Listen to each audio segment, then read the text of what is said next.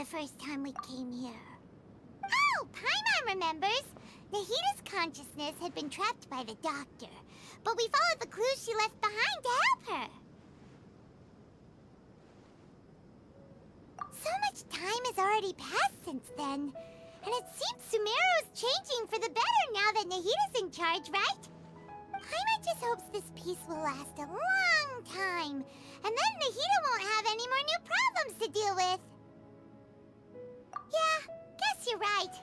We somehow always find ourselves right in the thick of it. Who knows what will happen next? Come to think of it, maybe it's all because of you. Maybe you're just a magnet for trouble. Huh? Me? Before Paimon ran into you, Paimon never ran into any trouble. At most, when she was super tired, Paimon got caught in some strange whirlpool and sucked out into sea. And even then, you fished Paimon out. Anyway, for Nahita's sake, maybe we should think about heading to our next destination for now. Ah, look who it is. Running into you in a place like this? I can see you two still love wandering around. Oh, it's Dia! Since when are we just wandering around? We're usually taking care of some serious business. Even though it may have nothing to do with our journey. But never mind that. What brings you here? I just finished a commission in the desert for a usual client of mine. Nothing too interesting. Just escorting a shipment of goods. I'm on my way to report back. That's when I saw you two all the way over there, chatting away. What were you two talking about anyway? Huh? You serious? Can't say I saw that coming. But you are travelers after all. I guess you'd never stay for too long in one place. Bumping into you like this will become a rarity. I'm starting to feel sad just thinking about it. Hey, how about I gather a few mercs to escort you two? What do you say? Thanks, but no need. Oh, Paimon had no clue you'd miss us so much. But don't worry, we'll come back to see everyone when we get a chance. Sounds good. All you need to do to get to Fontaine is cross this stretch of desert and navigate some waterways. Knowing you two, I'm sure it won't be anything you can't handle. So, when are you leaving? Oh, wait a sec. Paimon just remembered there are still a few dishes in Sumeru that Paimon hasn't tried yet. Now, where's that list Paimon made?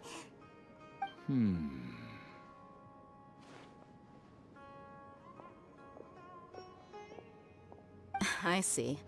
Guess you won't be needing a going-away party or anything. It's sad enough to see you go like this. Though, now that I think about it, Sumeru wouldn't be what it is today without you. Seems true heroes always prefer leaving quietly. By the way, should we go say bye to Nahita? Oh, good point. Then there's no need to bother her in the real world.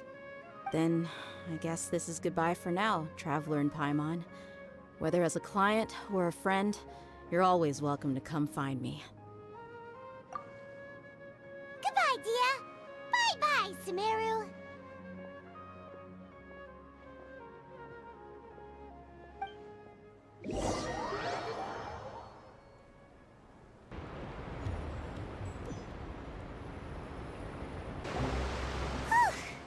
After crossing all that sand and water, we finally made it!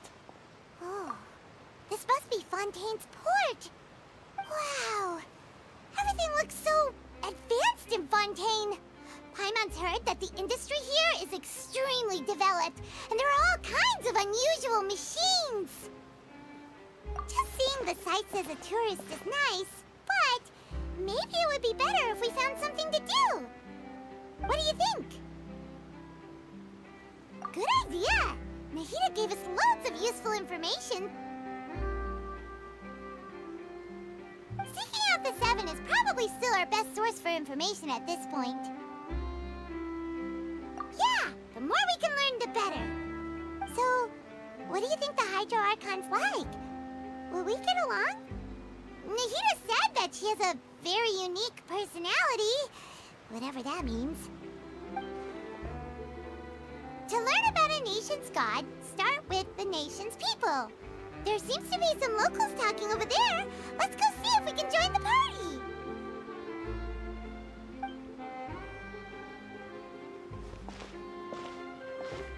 If you ask me, it's a tragedy how things ended for him. Clearly, he was a pretty decent person. Yeah, I didn't expect that kind of ending for him. I thought he would at least fight on a little longer for his family. I was expecting a sudden plot twist, but it's a pity that it never happened. Still, his story is quite the tearjerker.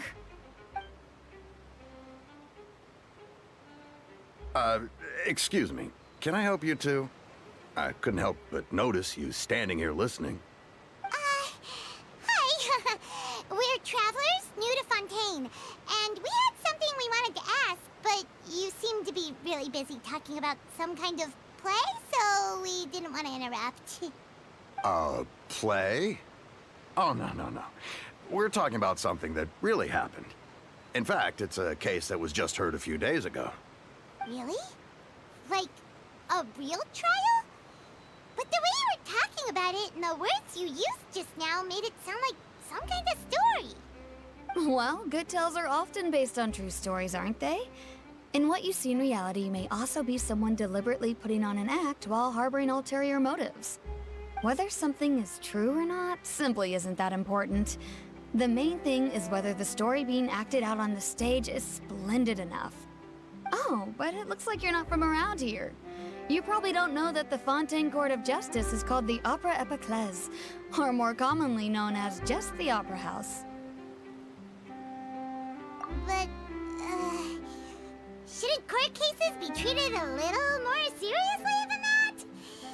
Not to question Fontaine's way of doing things, it's just that putting someone on trial is usually a very serious thing. No worries. Other visitors to Fontaine have wondered the same thing. You could say that we just don't want to waste the moving stories behind those cases.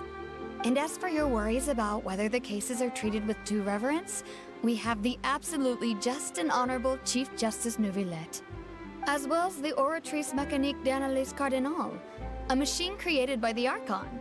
Between the machine and the Chief Justice, false charges and injustice are a thing of the past now. Oratrice? Is it some kind of machine, too? Oh, Paimon's curious. We should check it out if we get the chance. Wait, Paimon almost forgot to ask you our question. Do you know what we should do if we want to meet the Hydro Archon? Oh, that's easy. Just go to the Opera House.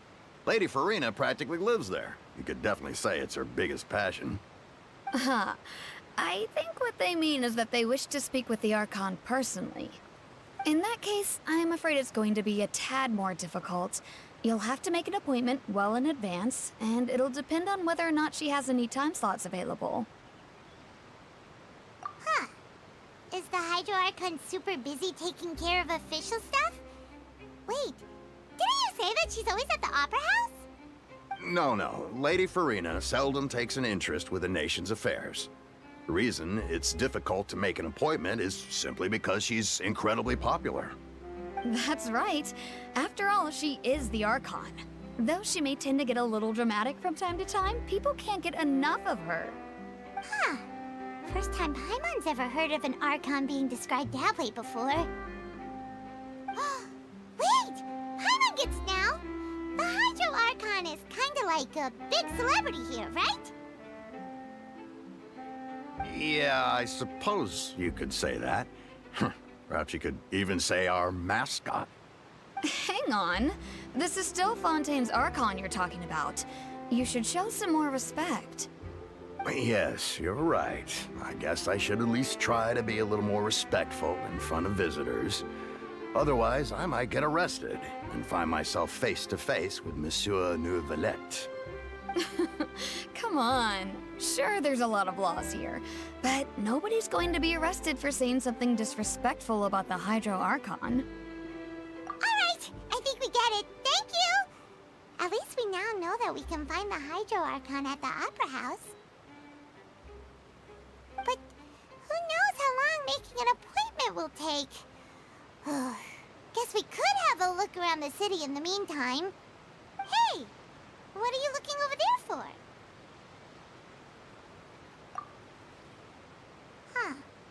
Maybe something's the matter. She isn't going to jump into the water, is she? Maybe we better go check on her.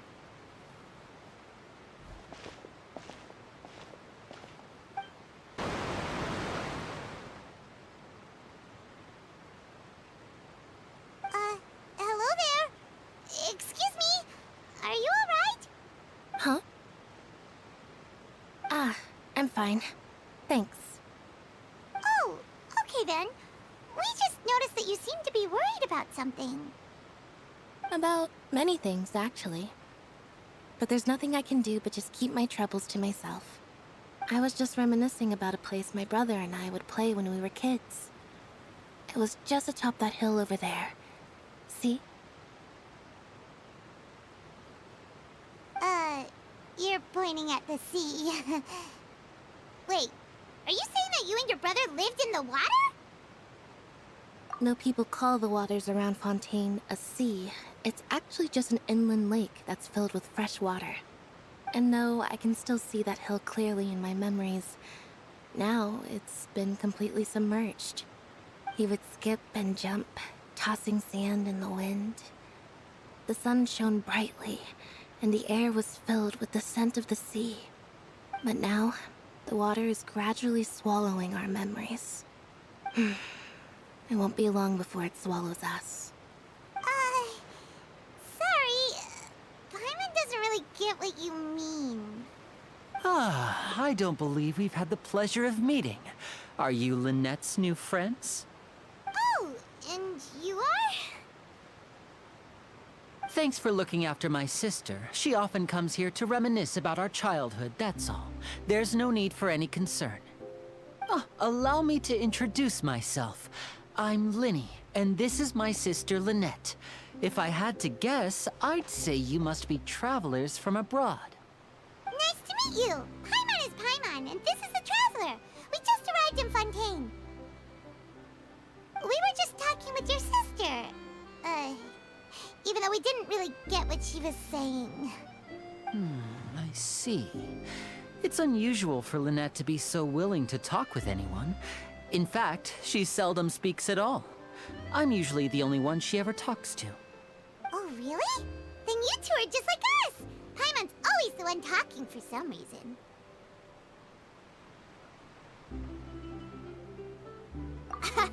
So that's how you think it is? I also think my brother can be too talkative at times. Seems you were right, Paimon. We are quite similar. So, what did Lynette mean just now when she said that the water is engulfing your memories, and that it won't be long before it engulfs you too? Oh, that. It's from a prophecy that's been circulating in Fontaine for some time now. Well, I suppose prophecy isn't exactly the right word, because that implies a certain amount of uncertainty. There's no doubt about what's happening in Fontaine now. Where to begin?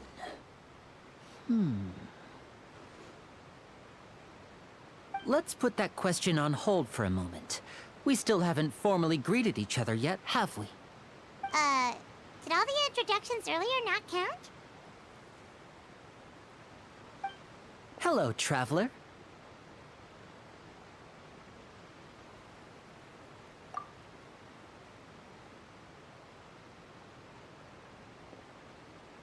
And hello, Paimon. Hey! Why didn't Paimon get a handshake? You're not poking fun at Paimon, are you? Please, don't take offense. Just consider it a sort of etiquette we have here in Fontaine when making new friends. You should remember it. It might prove useful.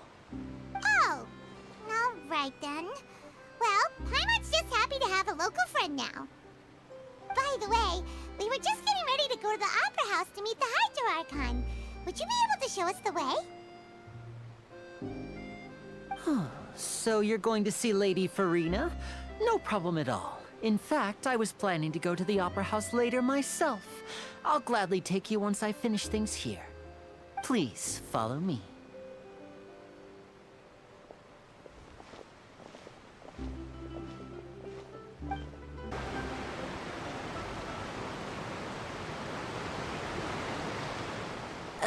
You said you were going to see Lady Farina? Well, it seems Lady Farina has come to see you.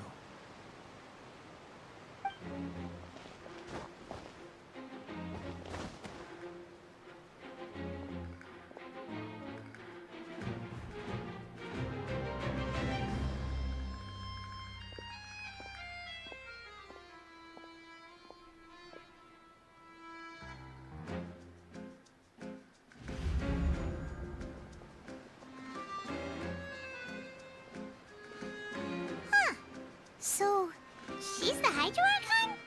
But how did she know we were looking for her? My dear people, rich and poor, those with cup in hand and those with nothing at all, raise your glasses in celebration. If you don't have one, then just raise your hand in lieu.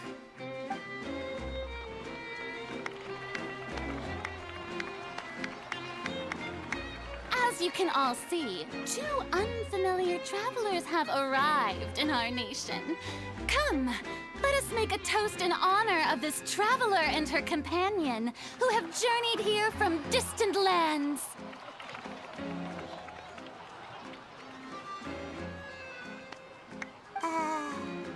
Is she talking about us?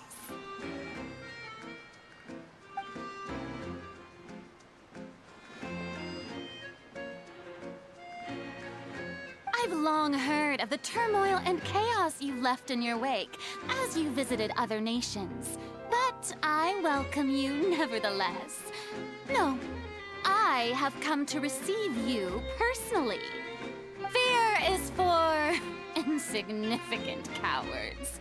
I am a god, and I will never entertain the notion of such meaningless wariness. You can be rest assured. I see clearly your sincerity. Of course, seeking an audience with me is the most sensible thing to do. It will allow you to truly behold my power and witness my authority. Intelligent people always gather under the correct banner. I, Focalor, hereby welcome you to the nation of Hydro and acknowledge the value and significance of your trip. Now, you may rejoice in this. Yeah, Paimon still can't believe it. Feels like we've only been here for a few minutes. But the Hydro Archon's entrance was, how should Paimon describe it? A little over the top? Miss Hydro Archon? How did you know we were coming? I see. As Outlanders, you inevitably lack even some of the most basic understanding.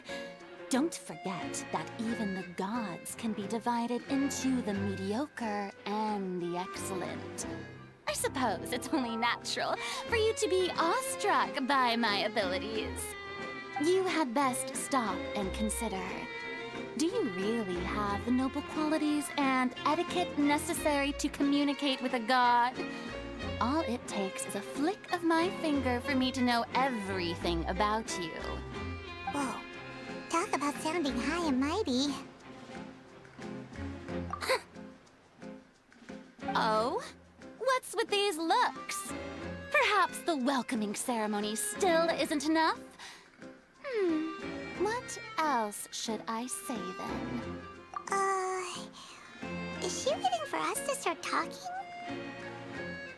Wow, I didn't expect to see Lady Farina here. What a surprise! Wait, does this mean they're the legendary blonde traveler? How did I not notice before? Hey, what's all the commotion? Oh, is that Lady Farina? Is there some kind of drama going on? Of course. That's the blonde traveler. The one all those stories are about. Lady Farina came here to personally see her. Oh, I bet this is gonna be the duel of the century. Ooh, I've got to see this. I knew Lady Farina would never disappoint.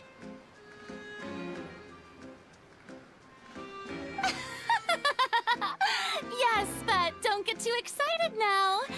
My dear believers and spectators alike tend to get quite rowdy, and despite the noise, I've come to tolerate all their ruckus.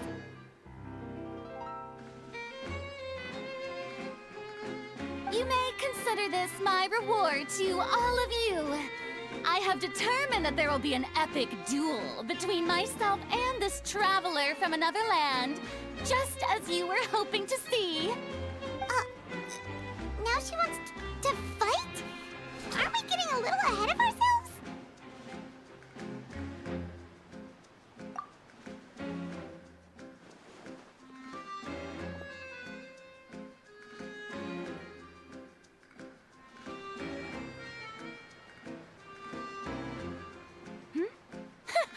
Are you not afraid?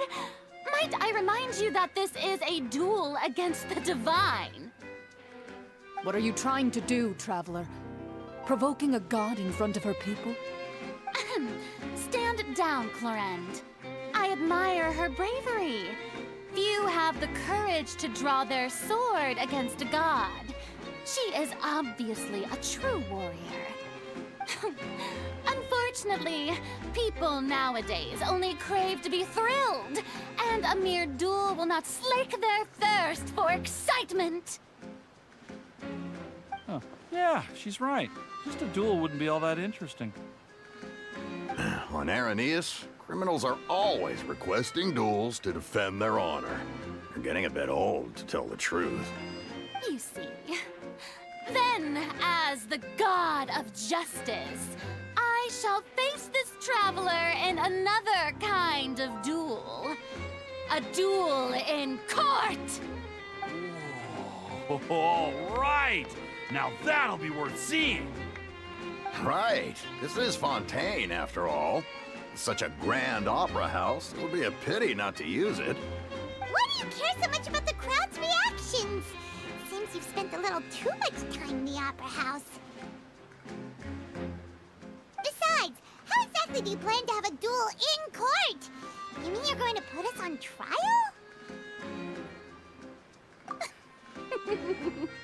Oh, we have reason to put you on trial. It's obvious, isn't it? According to Fontaine law, no one is permitted to release any flying objects within Fontaine city limits during the first 3 days of each month. You are clearly guilty of violating this law, no? Oh, so that's what they've done wrong. That's our Lady Farina. No one knows the laws of Fontaine like she does. You call that obvious? What kind of law is that? Wait, flying object? You mean Paimon? Precisely! Now, if you two have no objections, then in the name of the Hydro Archon, I order your arrest. My apologies, Lady Farina. I don't mean to spoil the fun. But if you would allow me to interject, I don't think that Paimon here meets the definition of a flying object. You tell her, Linny! Finally someone who's not crazy. How could anyone call Paimon a flying object? Ah, great magician Linny, my beloved citizen. I'll permit you to object. But how exactly do you plan to prove your claim? As a magician who just rained on your parade, I naturally should shoulder the responsibility of saving the show. So, with such an audience gathered here, allow me to perform a trick for everyone.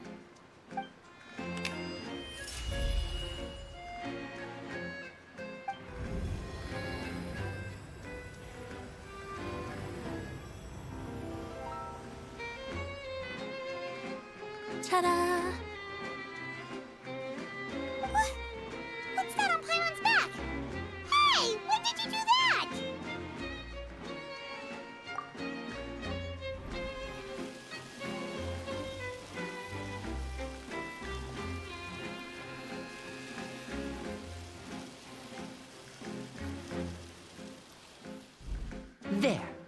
As you can all clearly see, Paimon should be classified as, well, something like a balloon. This rope has been in the traveler's hand all along. It was just that no one could see it before. Huh? You call that magic? You've got to be joking. I thought it was pretty good. Nice one. Huh, I'm not sure what to think. It seems Lady Farina's charges no longer hold water.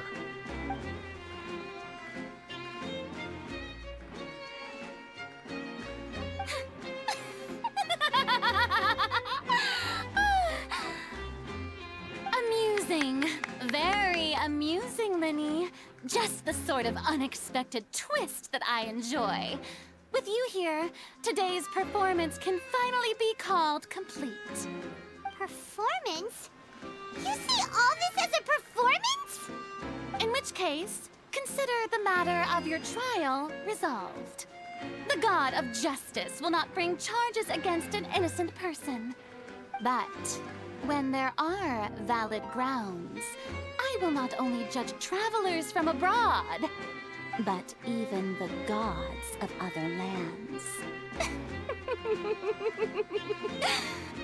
I look forward to seeing your upcoming performance at the Opera House, Mr. Linny and Miss Lynette. That's enough for now. Toodaloo!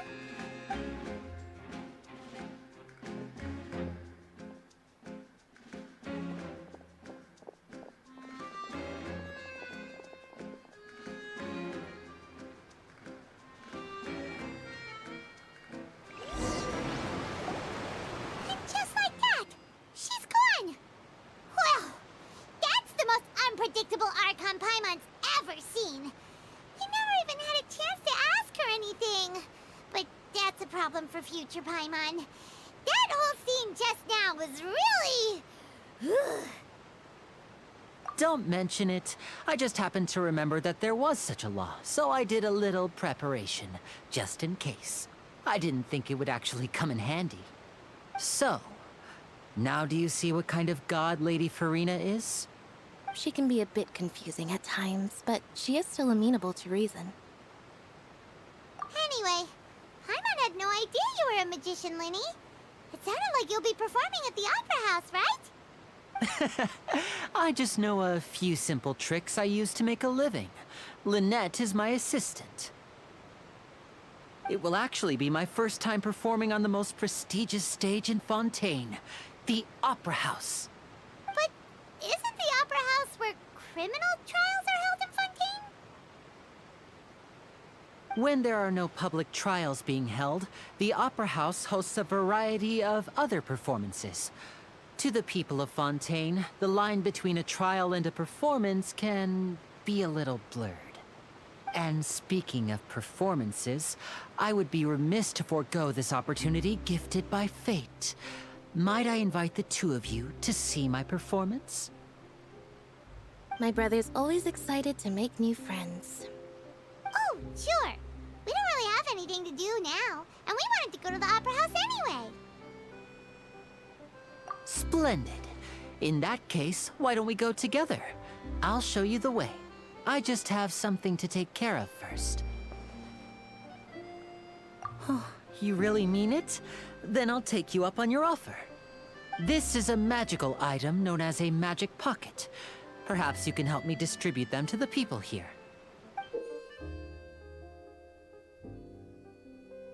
Huh? What are they going to use it for? About that... You asked me before about the prophecy, right? Let me start by telling you a little more about what it entails. I'm not sure exactly when it began, but a prophecy has been circulating around Fontaine. It says that every person in Fontaine is born with sin. No matter how the nation of justice holds trial after trial, this sin cannot be absolved. Until one day, the water levels in Fontaine will rise, and the sinful people will slowly be drowned. In the end, the people will all be dissolved into the waters, and only the Hydro Archon will remain, weeping on her throne. Only then will the sins of the people of Fontaine be washed away. That sounds pretty gloomy. Why are people in Fontaine born with sin? What is that supposed to mean? There are lots of guesses. Some say that the ancestors of Fontaine stole the power of the seas and stirred its wrath. Others say that the people of Fontaine never heeded the first Hydro Archon's warnings and offended Celestia. But here in Fontaine, evidence is what matters. There hasn't been concrete evidence for any of these claims, so they can only be regarded as conjecture. If even the people in Fontaine don't know what sin they committed, wouldn't it be better just to ignore the prophecy completely? Why bother feeling guilty all the time? That's exactly what the people did at first. But in the last few years, the water levels in Fontaine have actually started rising. Many places have already been completely submerged, and now lie beneath the sea. Many people carry on with their lives as before and shrug it off as a natural phenomenon. But my family and I think that the people of Fontaine shouldn't ignore the possibility, which would end up sentencing them to death. We hope that at least the people who reside near the waterfront can move away before it's too late. So, we've started distributing magic pockets to them. As a magical item, these magic pockets have astonishing capacity. I'm sure they will come in handy when people are moving their belongings. Oh, Paimon gets it! It's like preparing for a rainy day! But this is more than a bit of rain. Perhaps only absolute power could ever contend with such a catastrophe. But who knows? We're just tiny specks in the grand scheme of things. Now, if you'd like to help, then please give these magic pockets to anyone nearby. Be sure to convince them to take it, regardless of what they say. So you're the blonde traveler that everyone's been talking about. My apologies for not recognizing you earlier. Oh, a magic pocket? Seems you really thought of everything. I guess it's better to prepare for the worst and hope for the best. Thanks. Please, also thank the magician on my behalf when you get the chance. What's this? So you also believe in the prophecy. Keep it. I won't have any use for it. What? You mean you don't believe in the prophecy? No, I believe in the prophecy. But I also believe in another story. The story says that people once lived in the ocean. They were one with the ocean and couldn't live apart from it. But as time wore on, people desired to live on land and developed blood vessels, encapsulating the sea within their bodies. Thus could people set foot on land. So, if you ask me, when the water rises and takes us all, it'll be like we're going home. Oh, we hadn't heard that one before. But people can't live underwater. They'll die. You should probably still take it. All right, I'll take it. I guess I just feel that being dissolved into the water doesn't necessarily mean death.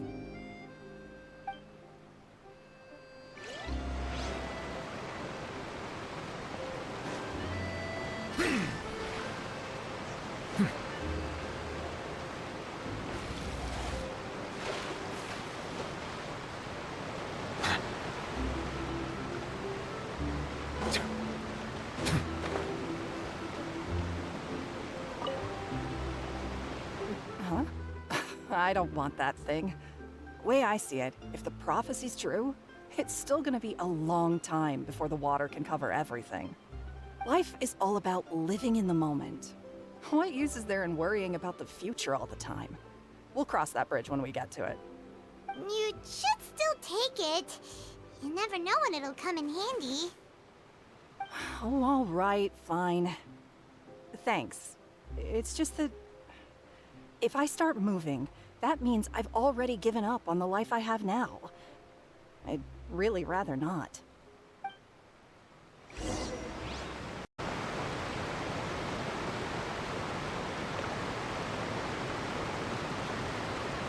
Oh? You already handed out all of the magic pockets? That was fast. So, what did people have to say? I bet you heard some, interesting opinions.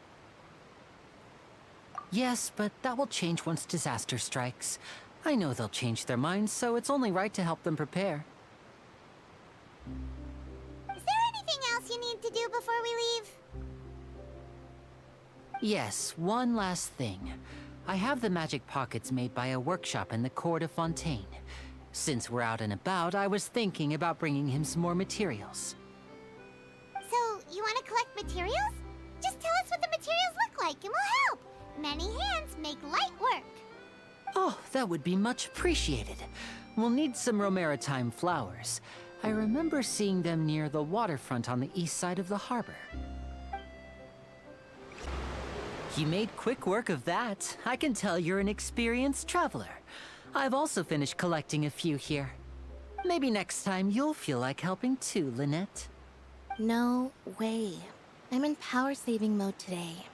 Otherwise, I fear I may not have any energy left for the performance at the Opera House. Fine. Though the performance is still a long way off. Now that we're finished here, we should get ready to head back to the Court of Fontaine. So, we're going to the Court of Fontaine before we head to the Opera House? Good. Paimon wants a tour of Fontaine's largest city and try...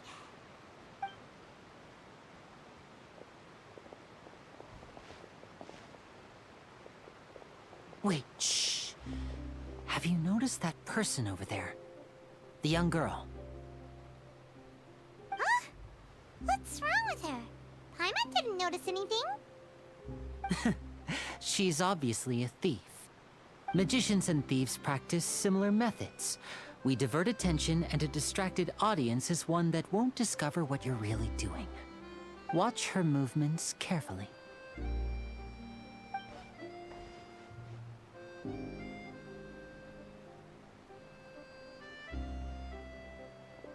Oh, he's right! Shh, keep your voice down. We need to think of a way to catch her, but it seems she's very alert. Perhaps we should split up. You two can ride the lift over there and wait up top. I bet that'll be her escape route if she tries to run. All right, let's go. This is the spot where Lyney wanted us to wait.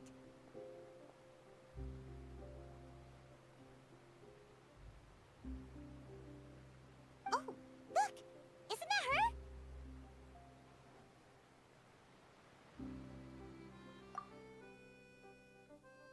Oh no!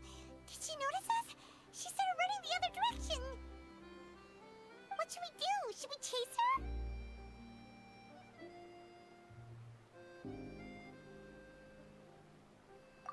You're right. She might also be trying to lure us away.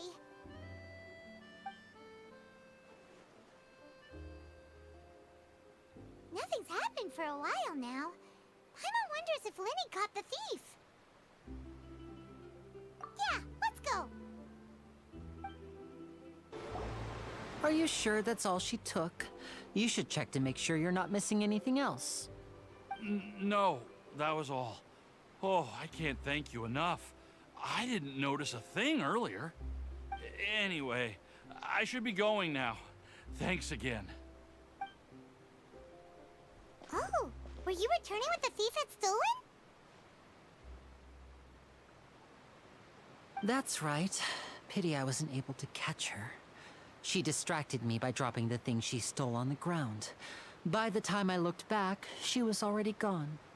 I saw the general direction she went, but Lyney twisted his ankle, and I needed to make sure he was okay. Oh, did you get hurt, Lyney? I'll be all right. It's just a twisted ankle, that's all. In fact, it's feeling better already. If you want to play at being a hero, at least try not to get hurt doing it.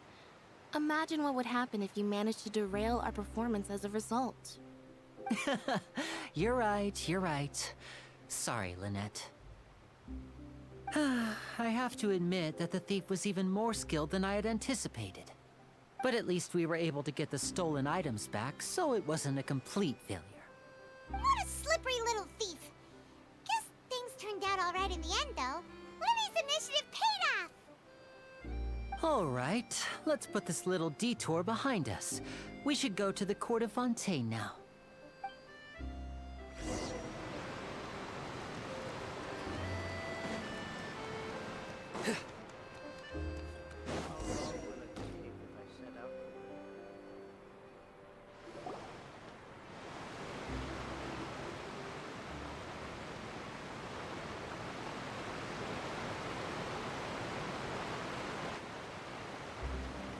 So, we ride this thing to go into the city?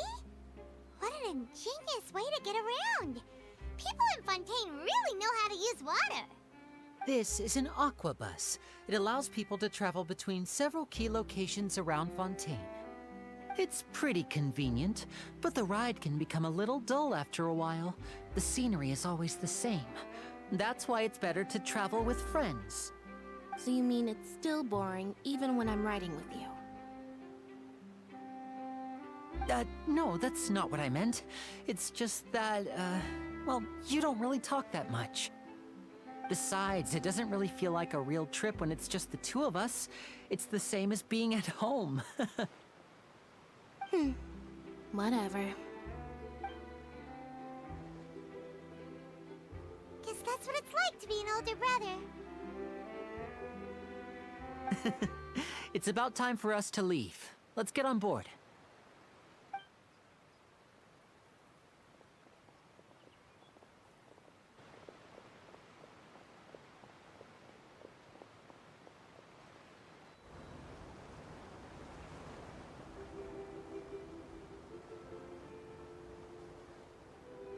Huh? What? Traveler! Paimon! Charlotte! Oh, I never guessed I'd bump into you while riding the aquabus. In the story of my life, this is big news. What are you doing in Fontaine? I didn't hear anything about you paying us a visit. Yeah, it's quite the coincidence. But as travelers, we're always on the move. It's not surprising that nobody knew we were coming. Though we still have no idea how the Hydro Archon knew about us. Oh, let Paimon introduce you to our new friends. Oh, no need for introductions, Paimon. I would recognize the great magician Linny and his assistant Lynette anywhere. I wouldn't be much of a reporter if I didn't know who they were. It's a pleasure to meet you. I'm Charlotte, a reporter for the Steambird. Nice to meet you. From the Steambird, huh? We've often relied on your paper to promote our performances. It's an honor to meet you. Now that everyone knows each other, Fontaine suddenly doesn't feel like such an unfamiliar place. So, what have you been up to lately, Charlotte? Any big news? Not too much. When there isn't any breaking news, I mainly cover the trials at the Opera House. You can still manage to keep readers' attention as long as you tell things from a clever enough angle, even if it's the same old topics. For example, reporting on how a scammer once deceived vulnerable girls into relationships, or how a financial criminal was once so poor that they ate a single piece of bread for 5 days. You're right. Seems you know me pretty well. What I'm really after is exclusive, sensational news pieces that could shake the country. These smaller stories are a waste of my talents.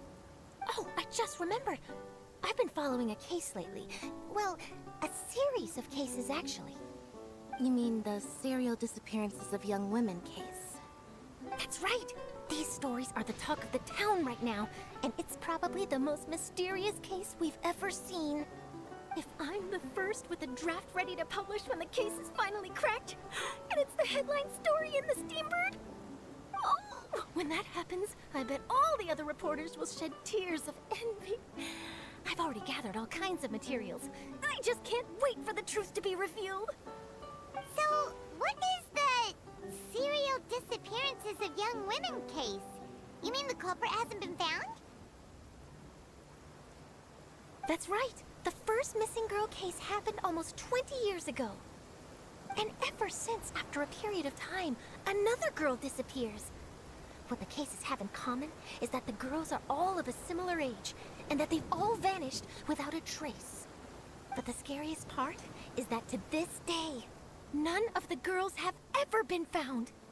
Many suspects have been arrested over the years in connection with this case, but shortly after each arrest, another disappearance would always happen.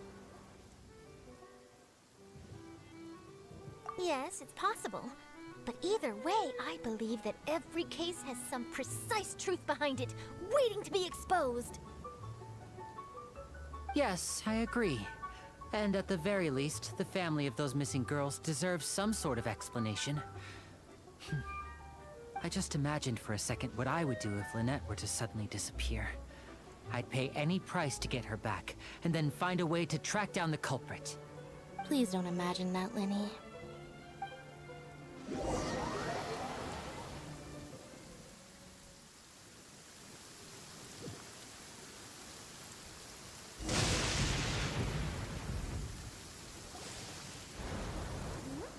Hey, we're almost there! Look!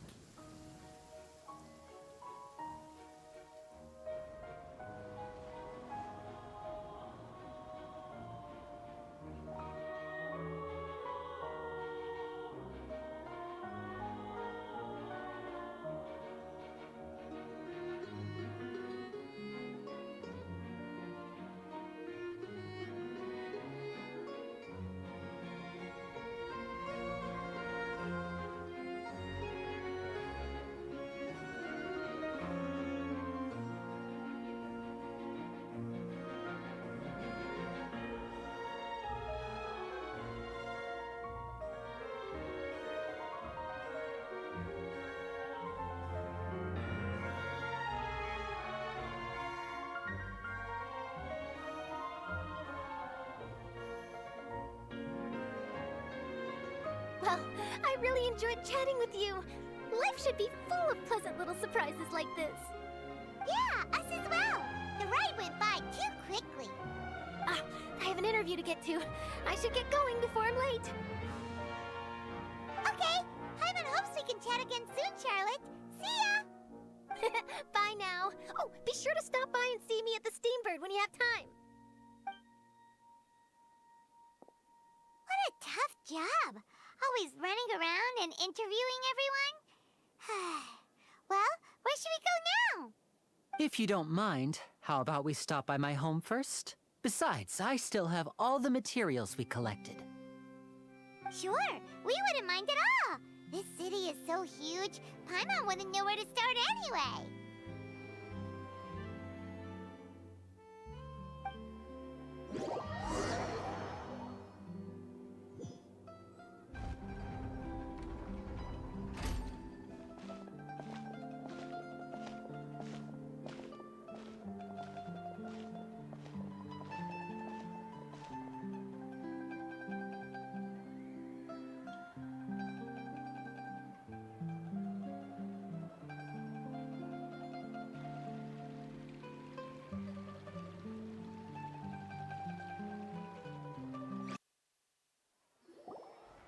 This is our current abode. Ah, Fremine, you're home. Where did everyone else go? I have some new friends that I would like to introduce. Oh, they all just went out a moment ago.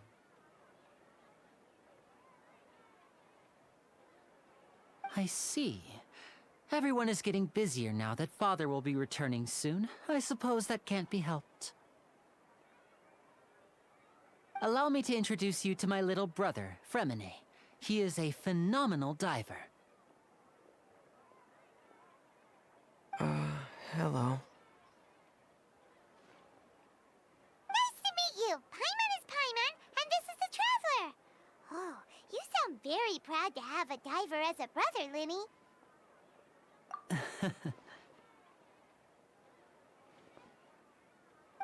Linny, could you come here for a moment?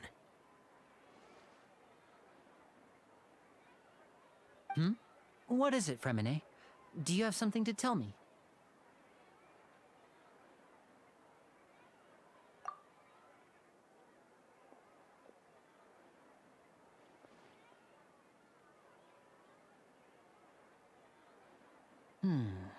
Okay, I see.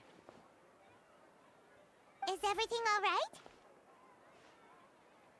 Oh, it's nothing. We were just discussing a little housework. Sorry for the interruption.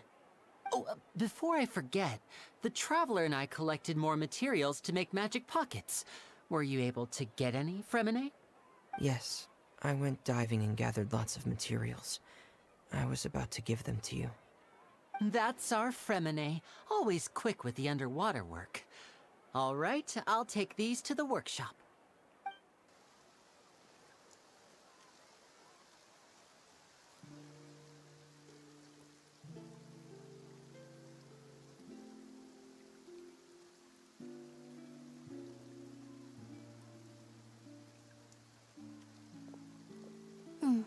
Looks like rain. Oh, you're right. But wasn't it clear and sunny just a moment ago? Fontaine's weather sure is weird. I'm afraid that's just how it is here. It often rains on days where there are trials being held in the Opera House, but don't worry, it'll clear up soon enough. What's wrong, Fremine? There's a legend about the rain that I tend to believe. It's said that a dragon of water once resided in Fontaine. Though we don't know where the dragon went, every time it weeps, the skies will cloud up and pour out rain. When I was a child, my mother told me that if I wanted to go outside and play, I should yell toward the sky at the top of my lungs. Hydro Dragon! Hydro Dragon! Don't cry! If it's an elemental dragon, then having the power to make it rain wouldn't be very unusual. Let Paimon try something. Hydro Dragon, don't cry!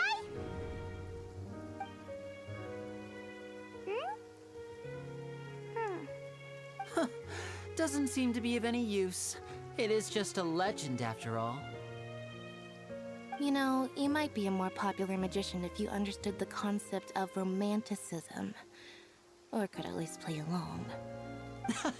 Sorry. It might be because we've never met the Hydro Dragon. Perhaps it can't be comforted by the words of strangers.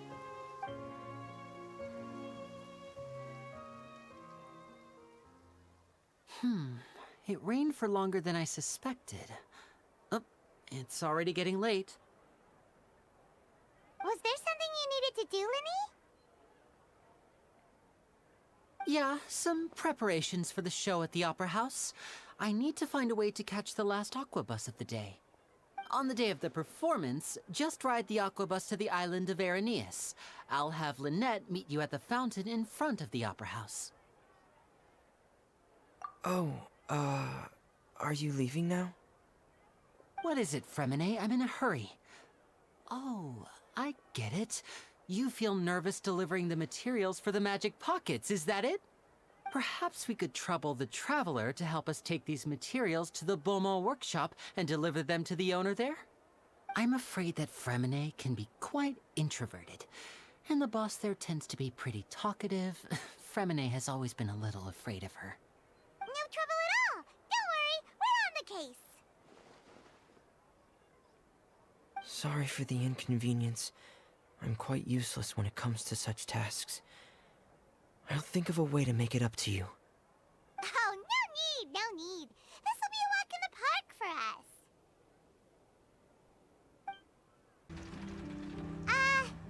Hello? Is there anyone here?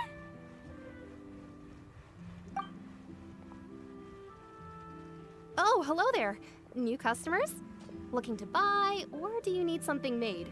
Or perhaps you're just looking for a chat with me. Oh no, we're just here to deliver some materials. Here they are. They're for making... what were they called again? Ah, these must be for magic pockets. I could tell right away. I've already made several orders worth now. No need. They've already prepaid several batches worth. When they told me what they'd be using them for, I even offered them a discount. But they insisted on paying the full amount, saying that I had a business to run. It seems both their hearts and their pockets are made of gold. Whoa. So, is Linny actually loaded? I can't say for sure, but who knows? Maybe there's good money to be made being a magician in Fontaine. Hey! Is this machine what you use to make stuff here? It looks really advanced. Why use your hands when a machine can do the work? It would be a waste not to use the latest technology, and wasting is a kind of crime. But where does a big machine like that get its power from? Ah, well, it's a little complicated. I'm not sure I can put it in layman's terms for you. But basically, everything we usually use here in the city is powered by indemnitium.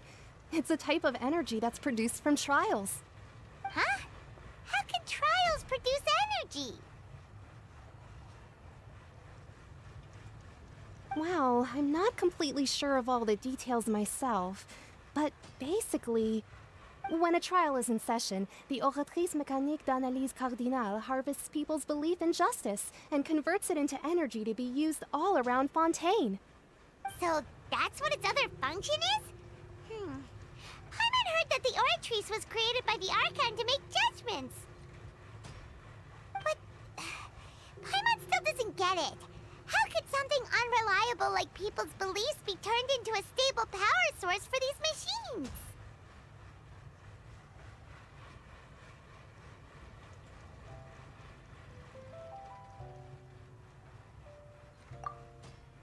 Oh, yeah! So that means the Hydro Archon relies on the machine to take the energy created by belief and turn it into power for all of Fontaine, right? Even though I've never heard anyone really put it that way before, it sounds like it makes sense. Besides indemnitium, we have another type of energy called pneumosia. It isn't produced by the power of the Archon, but it is unstable by nature. Even now, it still cannot be widely used by civilians. I thought I'd find you hard at work, but here you are chatting the day away. Since you're already talking, I'm sure you wouldn't mind a few words with me. You again? Didn't I already promise you that I'd have the more I owe to Confrérie of Cabriere by next month? Why are you hounding me now? Yeah, but how do we know that you won't go running off by the end of this month? I want 50% today. Wait, no, 70%. Huh? You... Seems business isn't so great for the workshop. We've already finished our job and delivered the materials. Maybe now's a good time to leave? Hey, hold on! Before you go around trying to collect payments, why don't you settle your own debts first? If Confrérie of Cabriere wants to poach clients from Northland Bank, that's fine. But I'm afraid you still owe the bank a hefty sum of mora. So why don't we work things out between us first, before you get back to your little conversation here? You're from Northland Bank.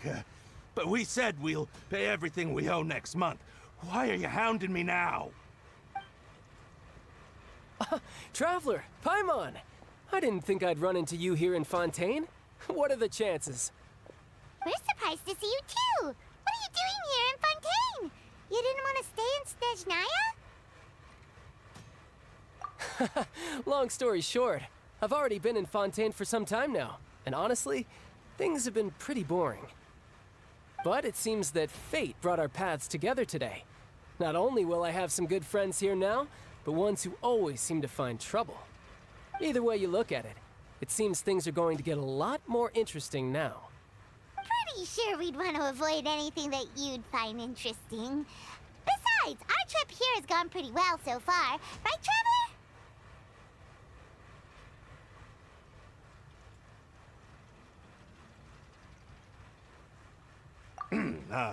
Hey, you, Northland Bank boy. Aren't you forgetting something? Don't interrupt.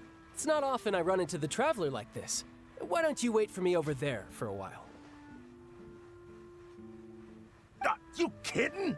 Aren't you the one looking for us? You really expect us to sit and twiddle our thumbs while you catch up with your friends? Listen to me, boy. If you want your Mora, fine. Why don't you come and take it? Hey, I just said not to interrupt. Oh, by the way, Traveler, the last time I took Tonya and Tusser ice fishing, Tusser said... Hey! That's way over the line! All right, boys, let's see who has to pay up now! Can you at least let me finish one sentence? Fine. Though the bank told me not to get rough with our clients. You're the ones who started it. This is an act of self-defense. You two will have to be my witnesses, okay? I'm sure this won't take long.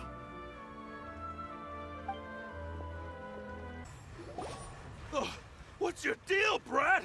How are you so strong if you're just a staffer from Snezhnaya's Northland Bank? Wait, don't tell me you're... Oh, now you notice. It's a little late, don't you think? Just make sure you understand that you don't mess with Northland Bank. Got it?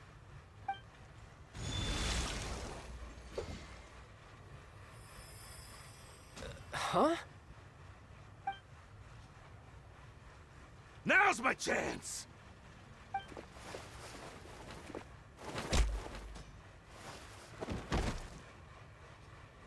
Huh. That was weird.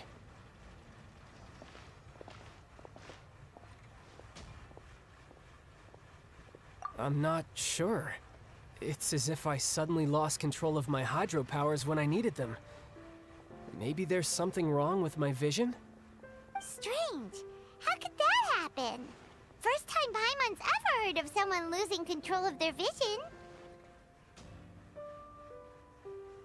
Never mind. It doesn't matter. If I want to stay sharp, I shouldn't be relying too much on my vision anyway. Besides, I always have my delusion in case I need it.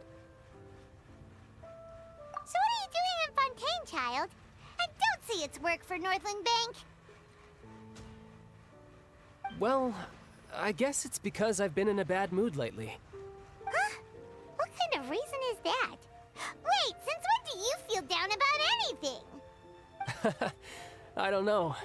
Maybe I still have a lot to learn about myself. But recently, there seems to be some sort of restless power stirring inside of me. And I don't know why, but every now and then I feel like I'm in a terrible mood. Maybe you losing control of your vision just now is connected with that power you're feeling inside. That is a possibility. I can't remember if I ever mentioned it before, but when I was 14, I fell into some unknown abyss. It was during that time I learned nearly all of my abilities. The one who took me under her wing and taught me was named Skirk. She was always quiet and very mysterious. Nobody knew where she came from or what she had been through, and she was always very strict when teaching me combat techniques. One time, I asked her why she was willing to take me on as an apprentice. From what I could make of her answer, it was because I had awakened it, and traces of it remained on me. She said that all my combat training would be useful in the future. But what is it? What did you awaken? She never explained that, but my guess is that it's related to a dream I saw when I had just fallen into that abyss. In my dream, I was in the deepest depths of the sea, and the boundless seabed was all around me. But in front of me appeared a whale that was so massive, I felt like I couldn't breathe. A whale? Oh, that sounds familiar! When we fought against you before, you summoned a huge whale that seemed to leap at us. Is that the one? That's just an abstract form of a whale that I create using my elemental powers. It takes that shape because the scene I dreamt of the whale has always been stuck in my mind. I'll never forget it. So you used the whale as inspiration for one of your moves? Huh. Seems a little twisted to Paimon. So why don't you just go ask your master? Maybe she knows the answer. You make it sound so easy. Ever since the incident I experienced there, I've never stopped searching for Master Skirk and that unknown abyss. But it's been years now, and I've still found nothing. There isn't even a trace of the place where I remember falling into the abyss. Oh, it sounds like some kind of ghost story. Yeah, I'm out of leads at this point, but there's nothing more I can do. It seems that strange encounters in this world tend to be elusive like that. Oh, seems the time really flies when I'm talking with you. I just remembered I have somewhere else I need to be, so I should get going. What? More work for the Northland Bank? No, it's more of a personal appointment. Lately, I've been sparring with some of Fontaine's official champion duelists whenever I'm feeling bored. Official champion duelists? You mean it's their job to duel? Yep. In Fontaine, before a criminal goes to court, they're given one chance to defend their honor by requesting a duel with an official champion duelist. The champion duelists are all-powerful fighters selected from among the nation's best. And the duel itself is a no-holds-barred fight with no specified stopping point. So engaging in such a duel is regarded as a symbol of defending your honor. If a criminal manages to win the duel, they'll be acquitted. But if they lose, they'll have no choice but to stand trial. And the worst-case scenario is that you're simply killed in the duel. Though it's rumored that Fontaine has a death penalty, from what I can tell, no one has ever been officially sentenced to death. So really, the only people who opt to duel are those who have suffered a grave injustice in being accused, or those who greatly value their honor. Otherwise, why gamble with your life? So, do many people actually get out of their trials by winning the duel? Apparently, it's exceedingly rare for anyone to actually win. Fontaine probably enacted this system as a way to show that the nation respects the honor of its citizens. Besides, none of the champion duelists are to be trifled with, which is exactly why I was itching to face them as soon as I got to Fontaine. Apparently, the one I'm meeting today, Clorinde, is the strongest of the champion duelists. I had been asking her for some time before she finally agreed to face me today. Well, that's child for ya. Paimon feels like we heard that name somewhere before. Clorinde. Huh. Oh, before I forget, I want you to have this. Huh? Your vision? You're seriously just giving it away? I'm just worried that it could become uncontrollable again. I'd be pretty upset if it got in the way of my duel, so I think I'll be better off without it for now. Besides, I just need you to hold on to it for a short while. I'll come retrieve it when I have some time later. Paimon knows what you're up to. You just want an excuse to come talk to us again, don't you? Whatever gave you that idea? I'll be in touch later.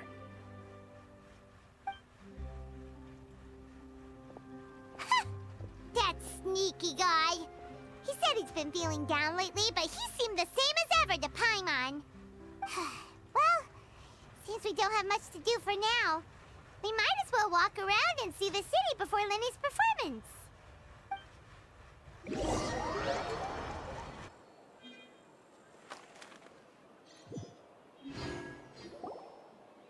Wow! Who could have seen that coming? The reporter who was barely around for most of the story was the murderer all along!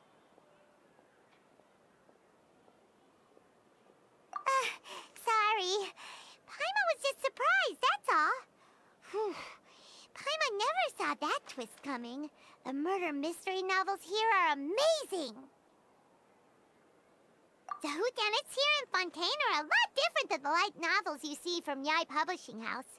Both have their merits, but Paimon thinks this style of novels are more, well, novel. It's so exciting to reach the moment when the mystery is uncovered, especially in the one Paimon was just reading. You should buy a copy and read it too. Oh, sorry about that. Paimon will be more careful next time. Hey, shouldn't we be heading to the Opera House to see Lenny's performance soon? It's almost time for the show to start, so we should get going. Whoa, now this is fancy! The Opera Epiclese. What a place to hold a performance! No wonder Lenny and Lynette were looking forward to it. Looks like there's a lot of people standing around the fountain up ahead. Oh, Archon, please bless us with a bright and healthy child. We pray. I don't know why you always feel the need to ask so much. I'll be happy as long as our child is healthy and lives a peaceful life. I guess if they're our kid, then there's no doubt they'll turn out smart. Maybe this is one of the customs in Fontaine. There sure are a lot of couples here. Vache. What's wrong? Vache. Vache.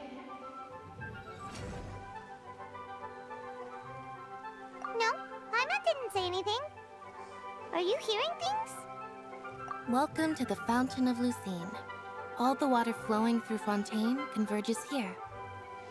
It's customary for newlyweds to come here and wish for children. Ah! Lynette! You scared Paimon! When did you get here? Lenny asked me to wait here for you, remember? Right. What do you mean? There are a lot of people here right now. Hey, you're not trying to scare Paimon, are you? Besides, it's the middle of the day. It's not the time for eerie things. I see. I might be able to tell you something that could help explain the voice you heard. In fact, you might not be imagining things at all. I suspect that what you heard is a result of your hypersensitivity to the hydro element. Others in my family have had similar experiences. It's because of her sensitivity to the hydro element? But what would hearing a voice have to do with elemental power? When do you cry, Paimon? Wait, what? What does that have to do with anything? Just answer me. When do you cry?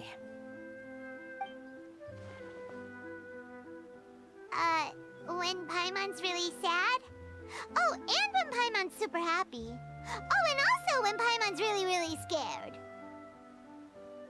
Then you should understand that tears contain your most intense emotions. Like I just mentioned, the Fountain of Lucine is where all the flowing water in Fontaine converges. Even the tears that fall to the ground will eventually gather here. So maybe what you heard was the intense emotion coming from someone's tears. So, what did the voice say? If you were hearing their emotions, then Paimon wonders what happened to them. Rather than worrying about them, we should worry about my brother first. Don't let that calm look of his fool you. He tends to get pretty nervous just before a performance. So chatting with Lenny might help him relax a little before he goes on stage. Oh, right. That makes sense. Let's go in and see Lenny.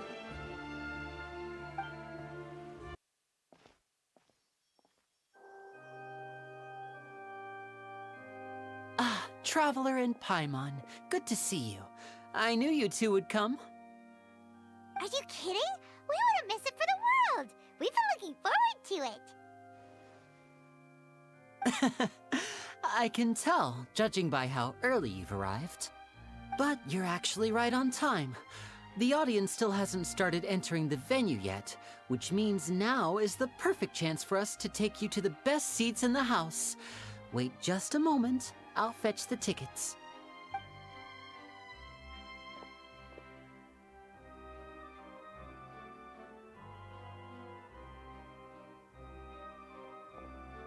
The Opera House has assigned seating, so you always have to make reservations. I've already reserved your seats, and here are your tickets. Ooh, front row seats! Thanks, Lenny! Don't mention it. There's no need to keep thanking me. Hey, Lenny! Could you come over here and take a look at this? Oh, I'll be right there. Seems there's an issue with the stage props over there. That's Cal, my assistant, calling me. I'll go lend him a hand. Yeah, we'll just go to our seats. You go ahead, Lenny.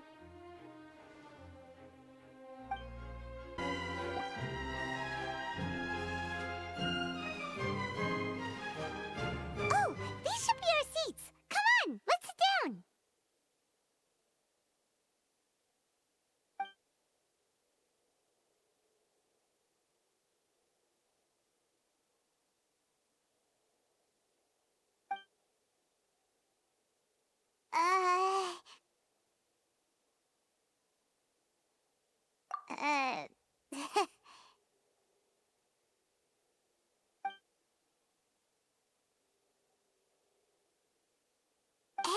Traveler. Maybe we should strike up a conversation with the person next to us. Since we're sitting together and the rest of the place is practically empty still, it's kinda awkward if we don't say anything. Oh, you little... Of course you put this on Paimon. Excuse me, I did not realize you felt awkward. I am terribly sorry. I would be perfectly happy to chat with you if that is what you would like. Oh, so you heard all of that, did ya? Boy, you sure have good ears. Paimon thought she was keeping her voice down. Wait, that's not it. Paimon's sorry.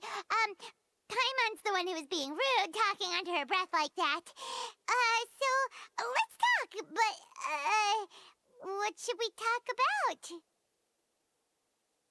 Oh, Paimon's got it. You're also here early and sitting in the front. Are you a friend of Linny's too? A friend, you say? Well, if Mr. Linney would like to be my friend, I would be more than happy to reciprocate.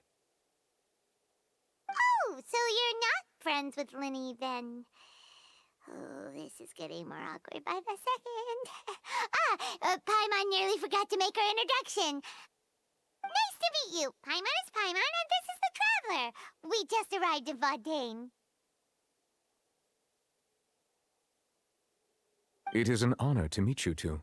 I have heard of your deeds across Tevat. And as required by proper etiquette, I will also introduce myself. I am... Oh, Monsieur Nervillet. What an honor it is to have you here to see my show. Ah, Mr. Linney. I should say it is in fact an honor for me to see your performance in person. Wait, Nervillet? Could he be... I saw you all chatting just now, but it seems you still don't know who Monsieur Nervillet is. Allow me to introduce you to Fontaine's Chief Justice. That seat is always reserved for him. It wouldn't be too much to say that he's the symbol of justice and honesty here in Fontaine. Whoa! Sorry for being so rude just now.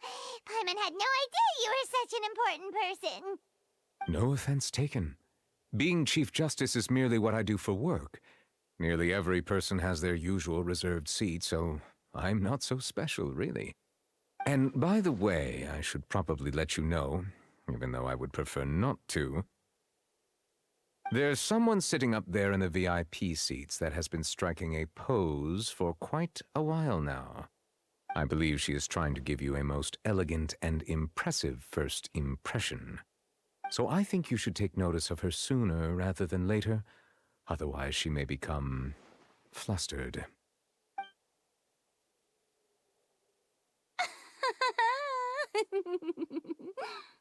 Huh?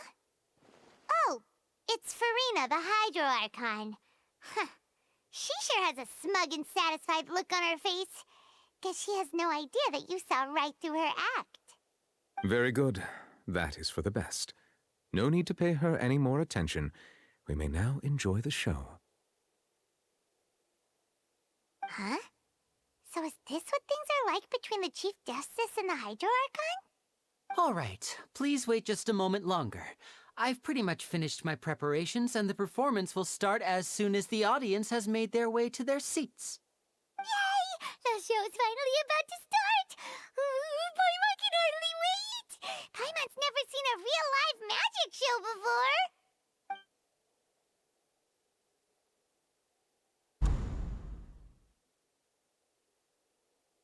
Ooh! They're dimming the lights! The show must be starting! Sorry. Paimon will try to stay quiet. Welcome, one and all, to the Opera Epiclese. I am the star of today's show, Linny. And over here is my sister, Lynette, who will be working as my wonderful assistant. Please, let's give her a warm welcome. Hello, everyone. I know she may seem to be a little sleepy right now, but that's just a sign that she's nervous. Whatever. Now, some of you may be thinking, two vision holders who can freely manipulate elemental powers performing magic is not true magic at all. So, I would like to take a moment to assure you that elemental powers will have nothing to do with what you will witness on the stage today.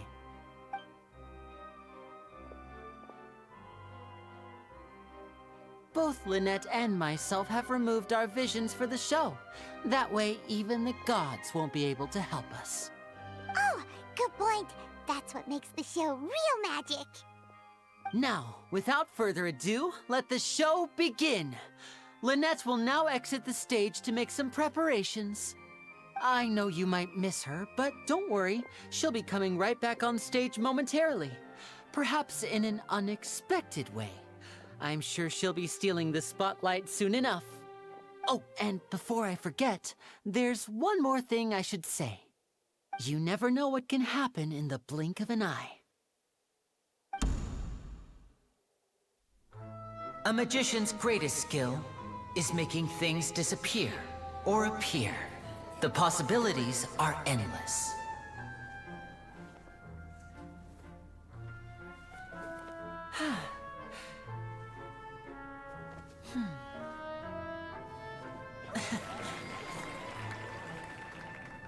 Huh?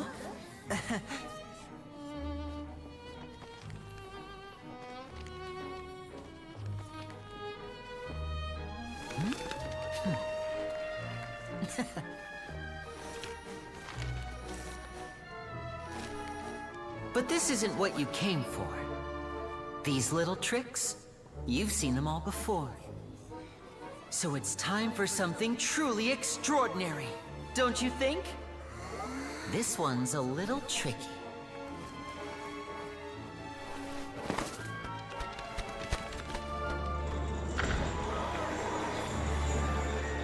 Using this water tank, I shall make my sister vanish completely, right before your very eyes.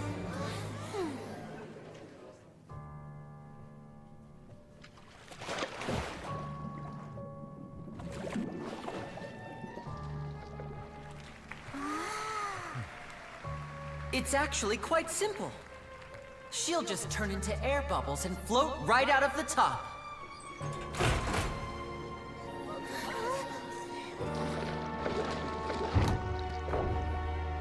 Oh no! I told them to check all the props carefully. With the lid on, even air can't escape. An amateur magician would be getting very nervous right around now. Luckily, it's me on stage, so let me show you what a true virtuoso can do.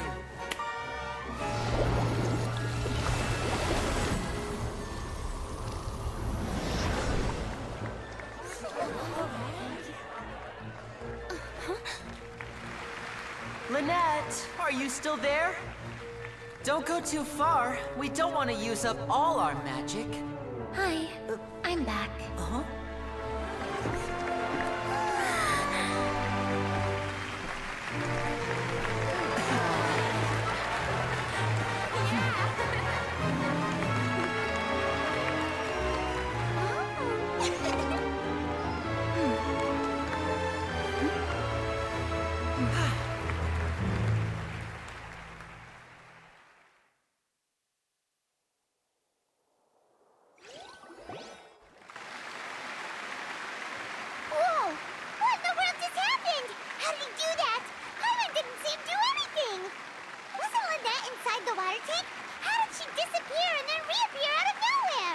If we could see easily through his tricks, then that would mean that his skills are still lacking.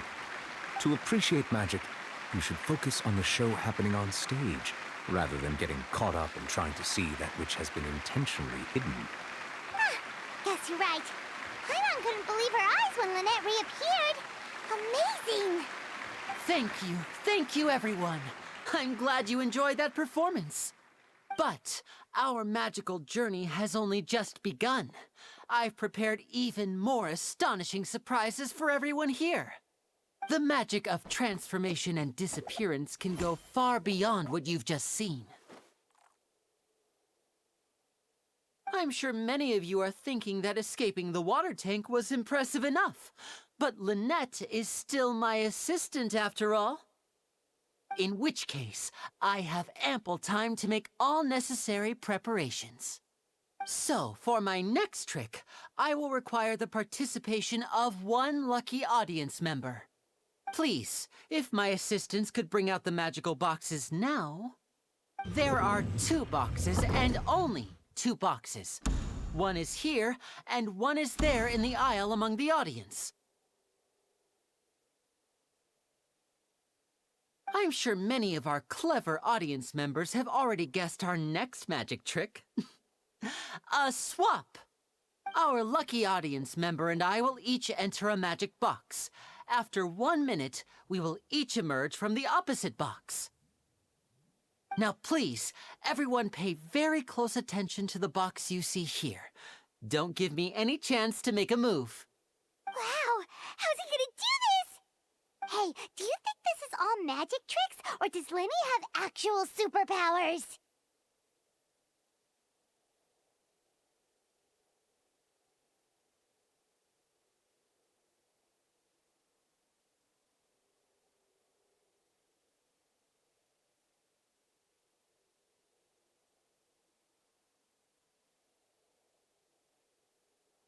The lucky audience member will be generated by this random number selector. It selects numbers entirely at random. Even I don't know who will be chosen to participate. Now then, let's begin. Let me see. Oh, row 7, seat 3. Congratulations! You now have the chance to experience magic firsthand for an entire minute. Please, come forward.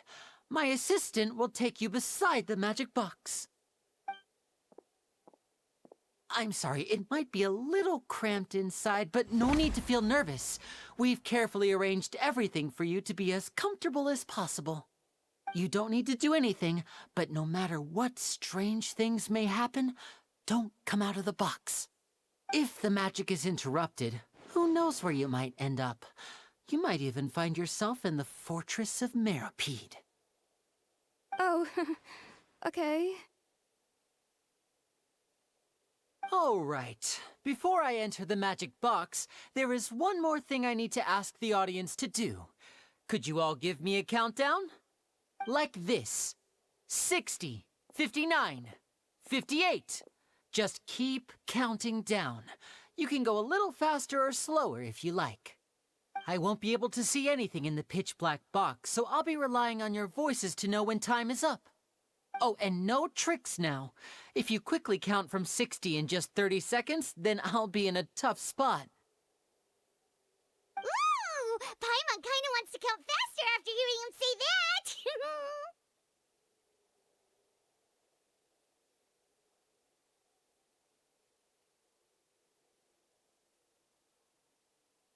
No, that won't do. I can see it in your eyes. You still can't be trusted. Let's practice together. Come on, repeat after me. 60, 59, 58. 60, 59, 58! That's right, perfect. Keep it going.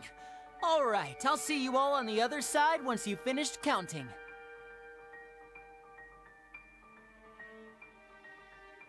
54, 53, 52? Huh? Why aren't you counting, Neuvillette? I am counting in my head. I think things are exciting enough in here as it is. Merely a consequence of my identity and personality. Do not worry about me. Just enjoy the show. Oh, alright. You look so serious that Paimon thought you might be feeling uncomfortable or something. 40, 39, 38! Mr. Linney, are you all right in there? Is everything ready? Yes, I'm fine. I'm just double-checking the direction of the magic. It would be a disaster if we get sent to the wrong places. For example, mid-air right above the audience. Even though he's saying that, Lenny doesn't seem nervous at all.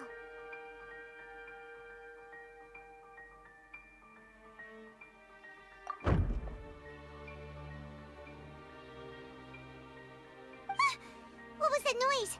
Did you hear it too? Not sure. Anyway, it doesn't seem like anyone's worried about it. 25! 24! 23! What's wrong, Mr. Linney? I can still hear you moving in there. I seem to have accidentally knocked over a decoration. I'm trying to fix it, but it's pitch black in here. I can't tell left from right. Never mind the decorations. There's no time for that. The show is what's important. No, that's unacceptable. I want my show to be perfect. Don't worry, we still have 20 seconds. Hear them counting? 19! 18! 17! It seems things aren't quite going as planned. I apologize, everyone. It feels like you're all starting to count faster, but that's all right. I know it can be tiring to do such a long countdown. 10 seconds and change is still plenty of time. 10! Almost there now. Whew. Swapping two people is harder work than you might think. Even a master magician like me can't guarantee I'll get it right the first time. Hey, wait! Is this the back one? I can't tell. They both look the same inside. Huh? No, that's not it. I'll try again. 7! Hey, slow down! Honestly! 5! 4! 3! Whoops! That doesn't count! 0!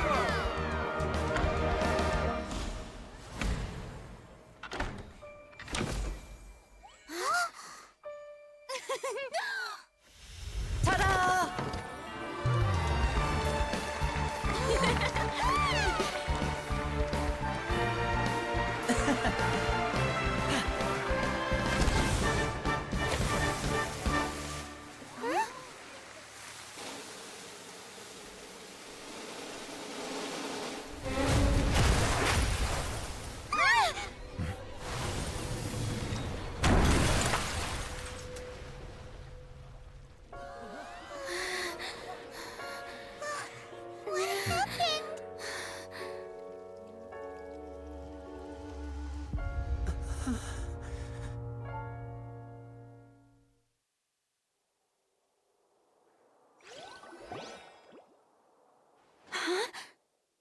Is this part of the show? Mr. Lenny, you're going to use magic to fix the stage now, right? What happened? Oh no. Maybe this isn't part of the show. The girl was still in that box, right? This performance is over. Medical staff with me. Guards, secure the scene and detain all the performers. Seal the exits. No one is allowed in or out at this time. Yes, that's right. If this was just an accident, then we must investigate the cause.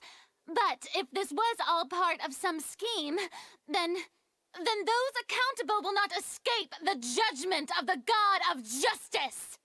No need to be alarmed, you two. We'll get to the bottom of this soon enough.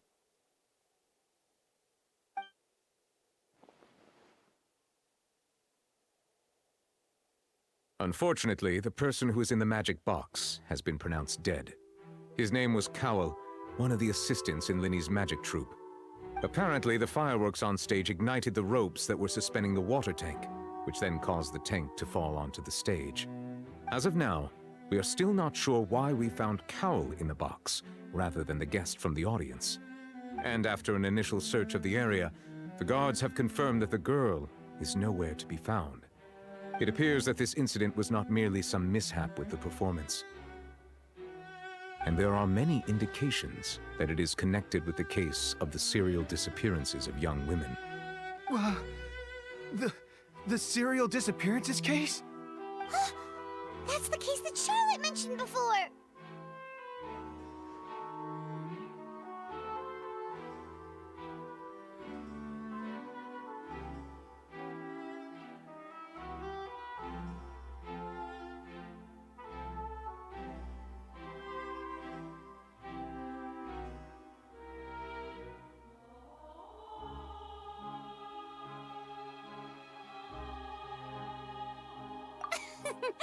I know the truth.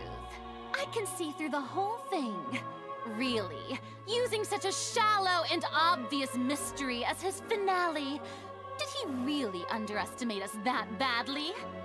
I say that our powerful magician, Mr. Linney, is now the prime suspect for the serial disappearances case. Huh?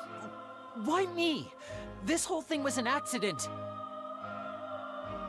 Oh, this all occurred during your magic show, did it not?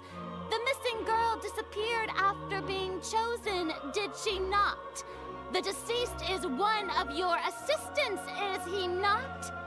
Now that I think about it, that whole speech about magicians making things disappear was nothing more than a provocation, a bald-faced challenge. That can't be right. How can Linney do this?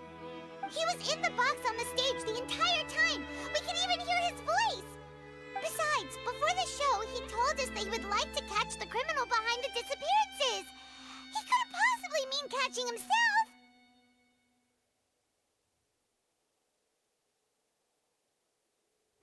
Save discussion for a later time, please. Lady Farina, may I assume that your comments just now constitute an accusation against Mr. Linney and his associates, and that you are pressing charges? Huh? I just think that he... Well, I think it might be a little early to talk about formally pressing charges. But what Lady Farina said just now makes perfect sense.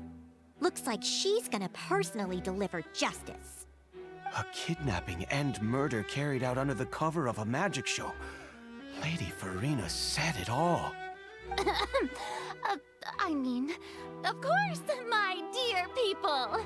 But what excites me even more than the obvious truth before our eyes is the opponent I'll be facing. That's right. I mean you, Traveler. You'll support Linney, won't you? After all, he was the one who helped you the first time we met. Then there's no problem at all. You know, the Traveler and I already had a duel the first time we met. But with Linney's help, our little duel ended in a draw. But draws really are the most boring possible outcome. So, no more draws. Between the two of us, there must be a clear winner and loser. And what better place to hold such a riveting showdown and decide the true victor than here, on the grandest of stages, the Opera Epiclese. Huh? It wasn't a draw. She obviously lost last time. I understand. Charges have now been pressed, and as such, a trial is in order. Well, Traveler, seems Lady Farina has set you in her sights. But putting her dramatic rhetoric aside for a moment, I would like to ask you, are you willing to act as Mr. Linney's attorney and defend him in this case? Very well. The trial will be held a day from now in the Opera House. Both sides may investigate the scene to build their cases and search for the truth.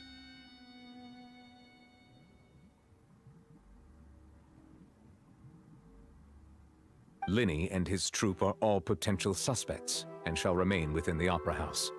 The audience may begin to leave in an orderly fashion once they have been cleared by the guards.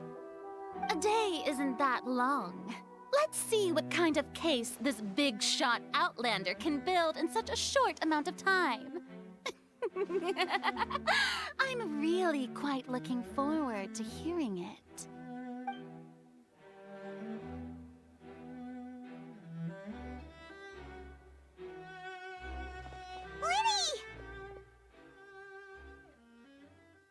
Sorry about everything that happened just now.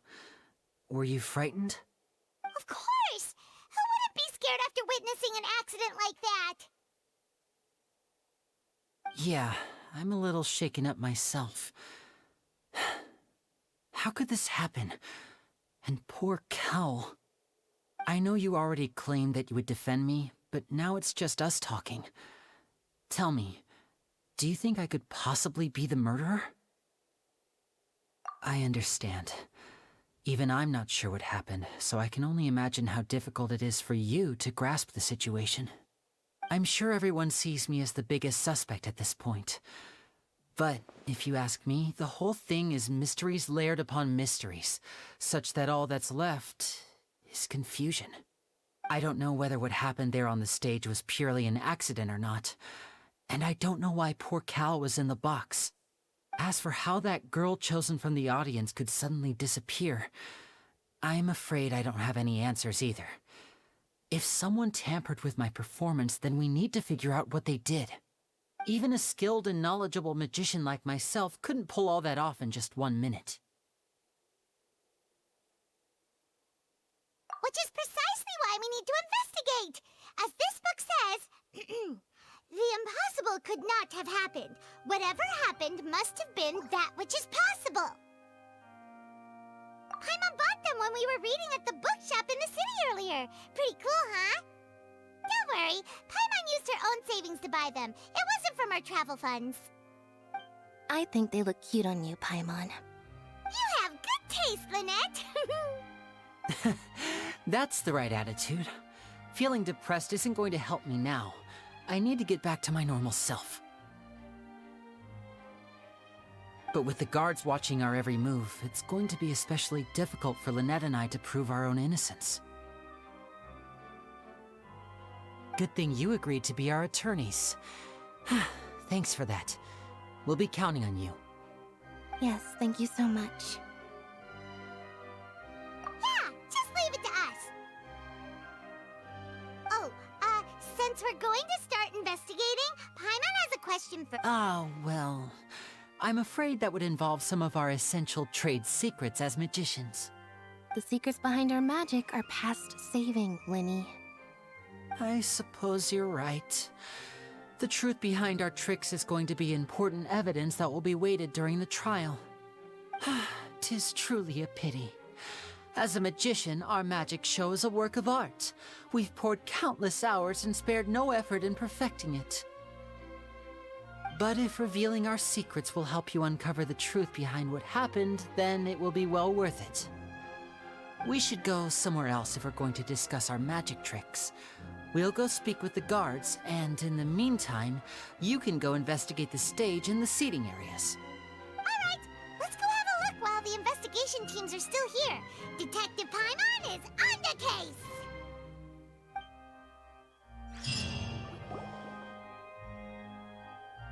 Hello, officer. How's the investigation going? I see. You must be the traveler that Lady Farina mentioned. Listen, I'll be perfectly honest with you. I'd avoid getting mixed up in this whirlpool of a mess if I were you. Huh? What do you mean? Come with me and you'll see. The deceased is one of Lynnie's assistants, named Cal. Even though he hadn't joined the troupe long, he was hardworking and everyone generally liked him. The assistants are usually in charge of setting up and inspecting the props, as well as assisting with the show and keeping the crowd engaged. As you probably saw when you were in the audience, the water tank suddenly fell and smashed the box with Cowl inside it. This is the real mystery. We've already searched the scene and were unable to find any traces of the girl. However, if you look carefully, the box was positioned directly under the water tank. The ropes holding the tank were then burned by the pyrotechnics on stage, causing them to snap. All these factors lining up so perfectly makes it hard to see this as a mere accident. If anything, the more logical explanation is that the whole incident was intentionally planned, and Lynnie is the most likely person to have access to all these areas. But he doesn't have a motive!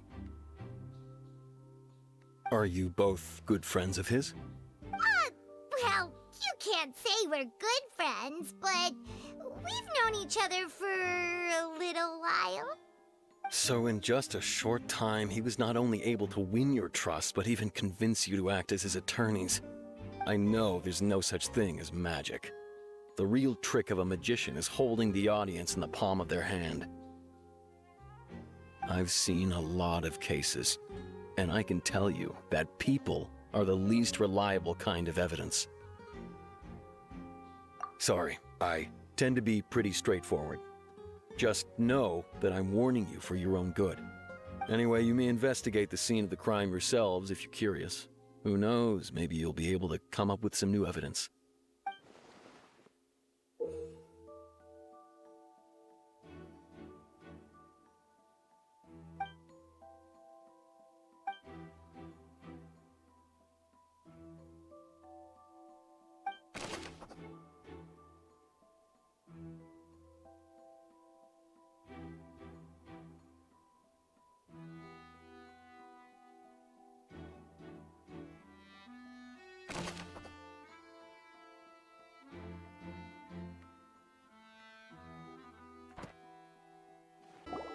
I see that you're investigating the area.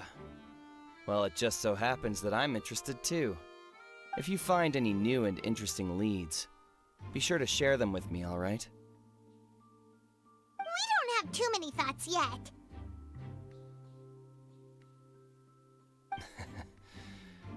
Then why don't I tell you my hypothesis first? The way I see it. And I'll start it with that loud thud. The thud? Oh, you mean the sound that happened during the countdown? Yes, exactly. It wasn't terribly loud, but I suspect that most people heard it. It's just that everyone was awaiting the results of Linny's trick with bated breath, so no one paid it much mind. But now that the incident has happened, the thud has become an important clue. That makes sense. So, what do you make of it? I'm of the opinion that it may have been the sound of Linny's accomplice. Lynette, perhaps. Jumping atop the water tank, or something like that. And when the pyrotechnics went off, she cut the rope, sending the water tank crashing down. But wasn't the noise we heard too loud for that? Perhaps the balance wasn't right, leading to a particularly rough landing. Oh, that's true. I suppose I must reconsider. That does remind Paimon, though. What was with that sound?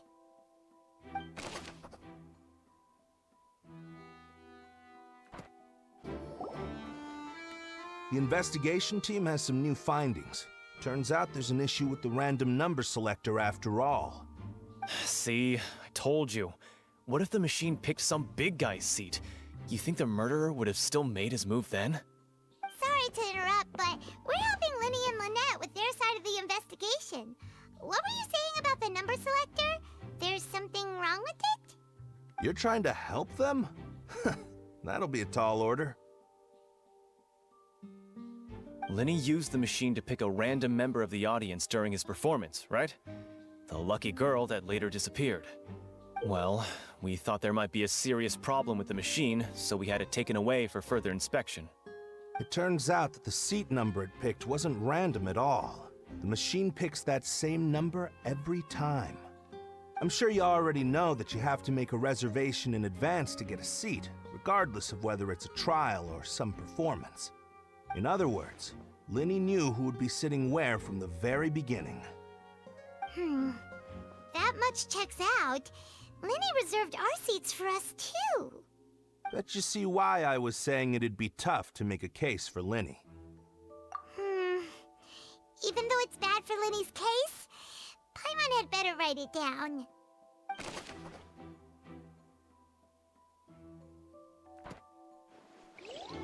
So this is the rope that broke and caused the water tank to fall. The rope looks pretty durable. How can it be burned through so quickly by fireworks? Why are you suddenly so serious, Traveler?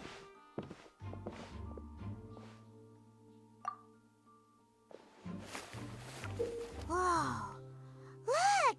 This bit is made from different material! Most of it was burned away, but there's still a little bit of it left.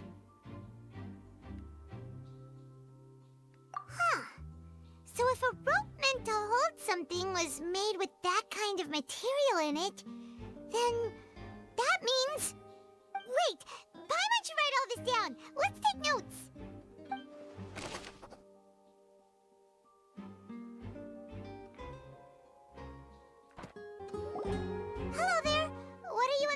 kidding.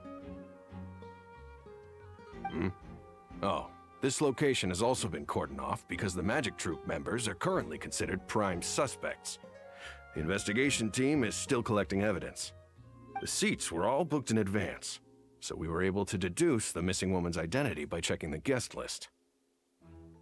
Sure, it's not like this is confidential information. We will publish it later anyway when we petition the public to help us find the missing person. Her name is Halsey. She's a painter from Fontaine who's made a bit of a name for herself.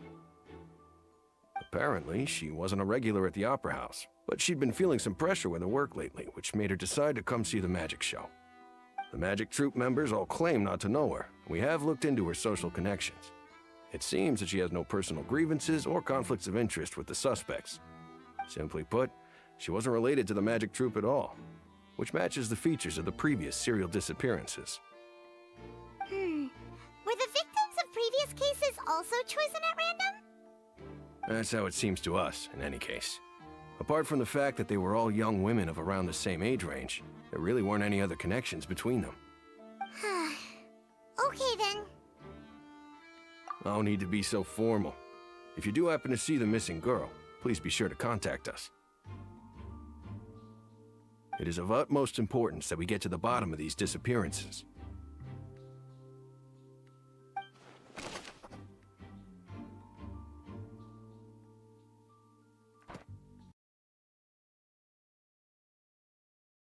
Both of you, over here. I've been keeping an eye on you for a while now.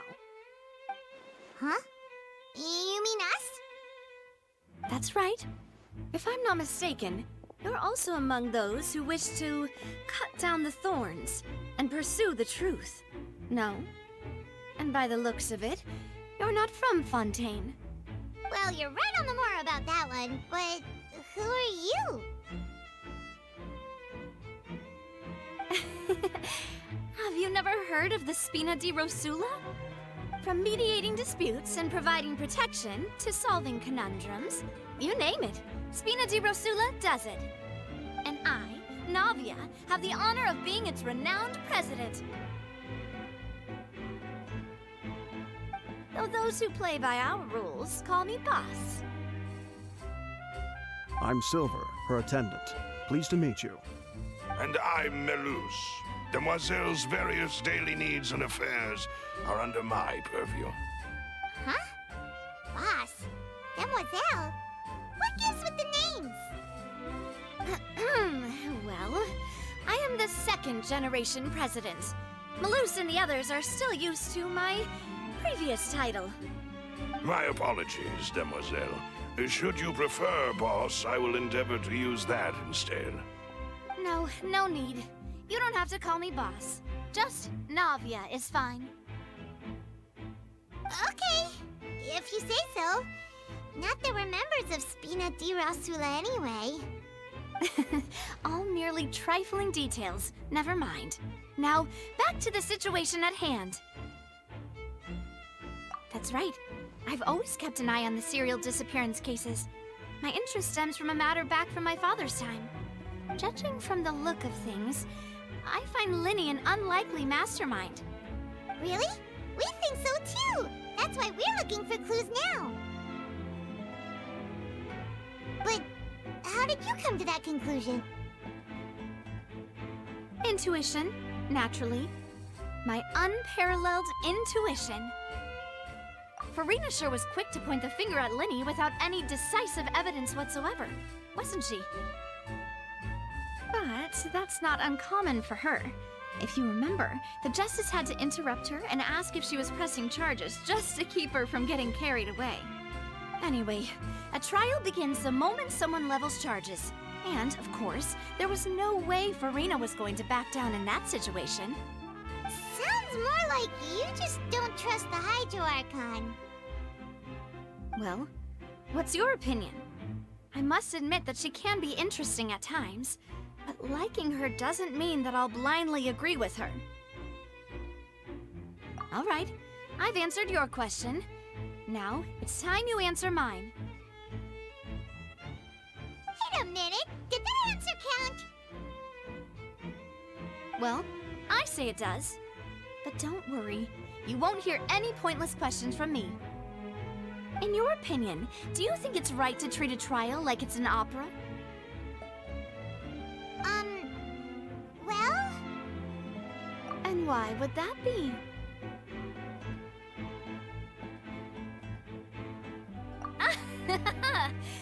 See, Silver and Maloose? I told you they'd be different. Most astute of you, demoiselle. I too think that the traveler's response was most excellent. No matter how wonderful the script or how fervent the audience's expectations may be, the trials that go on stage here must be based in fact. And if that can be done, boss, then... All right, that's quite enough, Maloose.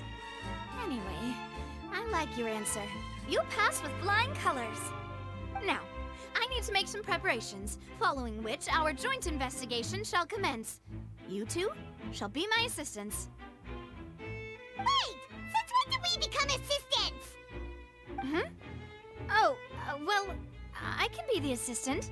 Sure. Or your companion, if you like. I'm really not that fussy. That's more like it. Far be it from me to brag, but I believe that Demoiselle's intuition will be instrumental in uncovering the truth. You wish to save a friend from false accusations, and we wish to unravel the disappearances. In this sense, our goals are aligned. You have a point. You're quite the talker, aren't you, mister? And what about you over there? What do you think? You seem like you've got something on your mind. I have nothing to add. Oh, alrighty then. We'll be making some preparations first. Just be sure to let us know if they start revealing Linney's tricks. Thanks! Sorry, but no one can freely enter or exit the Opera House at the moment. If you wish to leave, you must register your identity with us first. No, we're not leaving. We're representing Linny and Lynette as attorneys, so we're investigating the case. Were you always guarding this entrance? Yes, after the Chief Justice gave the order, everyone coming in or out must undergo a strict inspection. So, the missing girl couldn't have left from here. At least, not from that point on. I doubt there was much opportunity then, either. How can you be so sure, Well, because I was in charge of security near the entrance at that time.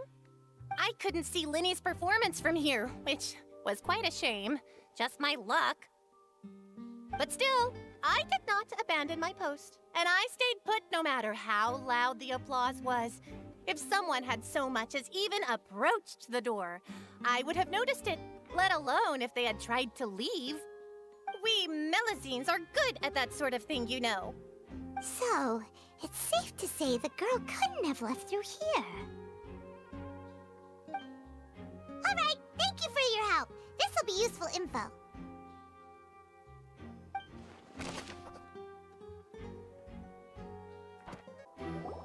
Understood. Then I will be going with you. Just so you're aware, I will be monitoring your actions and making notes as necessary. Very good. Thanks for being so agreeable. I'd pull a rose out of my hat as a gift for you if I could. You may spare the pleasantries. I'm just doing my job. You've arrived. Who's this? Me? I'm Spina di Rosula's guardian angel. If you've got a problem, I've got the firepower. Sorry, I got a little carried away there. Call me Navia. I'm a partner of theirs, and will be helping investigate this whole situation. And these are my companions. Would you mind if they join as well? Fine by me. Oh, new helpers? I would be most grateful. Well, let's just say we're tagging along. It's not every day you get to see the secrets behind magic performed on such a large scale. I appreciate your kind interest. Come with me. We'll be heading below stage.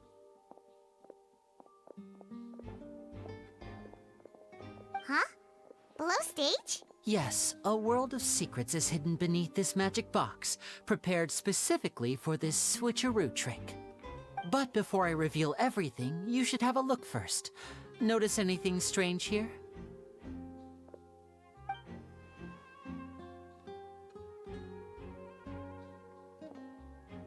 I'm not trying to be dramatic. Remembering the details of a trick will help you understand the methods used to perform it more easily.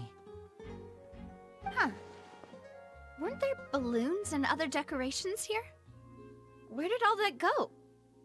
Ah, good eye. That said, you're still far from discovering the answer. The back? You mean the inside of the door? What's different about it? Paimon didn't notice anything. Very good indeed.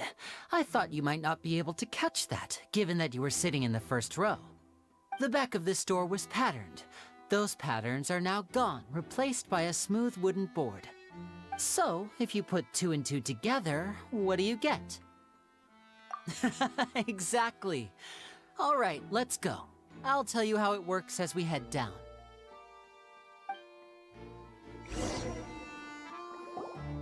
Oh, so there was a passageway under the magic box! I knew you'd figure out most of it as soon as you saw this place. The 2 magic boxes are positioned right above the 2 entrances of the tunnel. See this flatbed trolley? The box with the lucky audience member in it would be shuttled over to the other side using the trolley. This trolley can raise and lower and even rotate, ensuring that the box will face in the right direction. I see. So that's the purpose of the box inside another box. Precisely. The inner box would descend after the audience member was put inside and be moved along the trolley, all while the outer box would remain on stage as if nothing had ever changed. So that's how you did it! Once the box was lowered, the trolley would store some energy through this device here, with which it would complete the rest of the steps. The audience member would only be able to feel some slight movements in the dark, and by the time she walked out, she would already be back on stage. Right! You were talking that whole time, and you even came out for a moment near the end! Ah, yes. A phonograph operated by Lynette was used to achieve that effect. My assistant and I had already scripted our conversation beforehand. When the countdown began, I had already gone to the opposite box via a tunnel using that ladder. And what about Lynette? Where was she? I was in the mezzanine space in the back of the box. Oh, interesting! That's how we were able to coordinate Linny's lines with the assistant. And, by the way, I was the one who walked out of the box at the end. I mean, we are twins. All it takes is a change of clothes and no one can tell who's who. And that's my favorite part of this trick. Only Lynette and I can perform it. So that's how it all worked! Wow, every detail you revealed was more amazing than the last! Lynette would briefly walk out of the box and then go back in, jumping into the tunnel and escaping before the box on the trolley could finish ascending. And then I walk out of the other box in the audience area, and the trick would be complete. The operative word here being would. But as you saw, Cal was in the box, not our audience member. She, on the other hand, mysteriously vanished. We really don't know how that happened. If not for that interlude, this would have been an astonishing trick. I probably never would have figured out how you pulled it off. And yet, to think that someone was able to use this magic trick to commit a crime. Could we have a look around? I think we can come up with some more leads. This is the scene of the crime, so Linny and Lynette are not permitted to stay here. I'll escort them back up. Yes, of course. No need to be so strict now. I won't disappear into thin air, you know. Thanks, everyone. We're counting on you.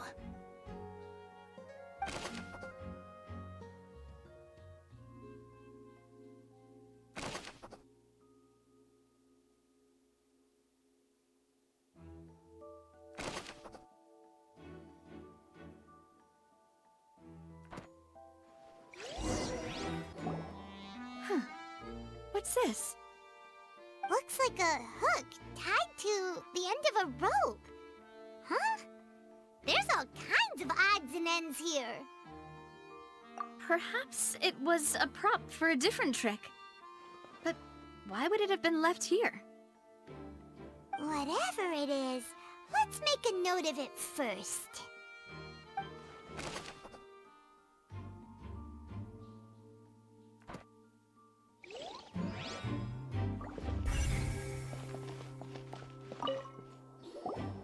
The floor is wet. Please be careful not to slip. Speaking of which, why would there be water here?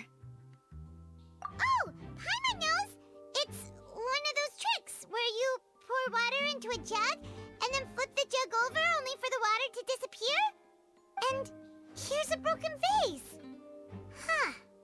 Did the trolley knock it down while moving? That can't be. The trolley moves along tracks from start to finish. It couldn't have hit the vase at this distance. Let's note this down too and think about it later.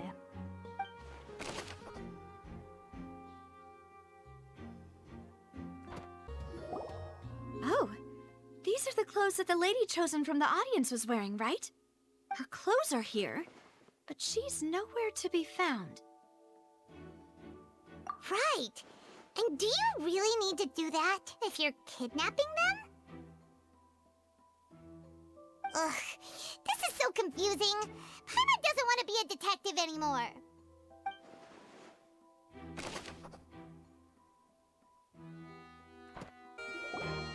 What is this place? It seems someone could fit through here. Huh. Could this have been the suspect's escape route? Alone, perhaps. But if they had to pull another person with them, the space would be too narrow. But there are no other ways in or out of here. Oh, you're right! Let Paimon write that down.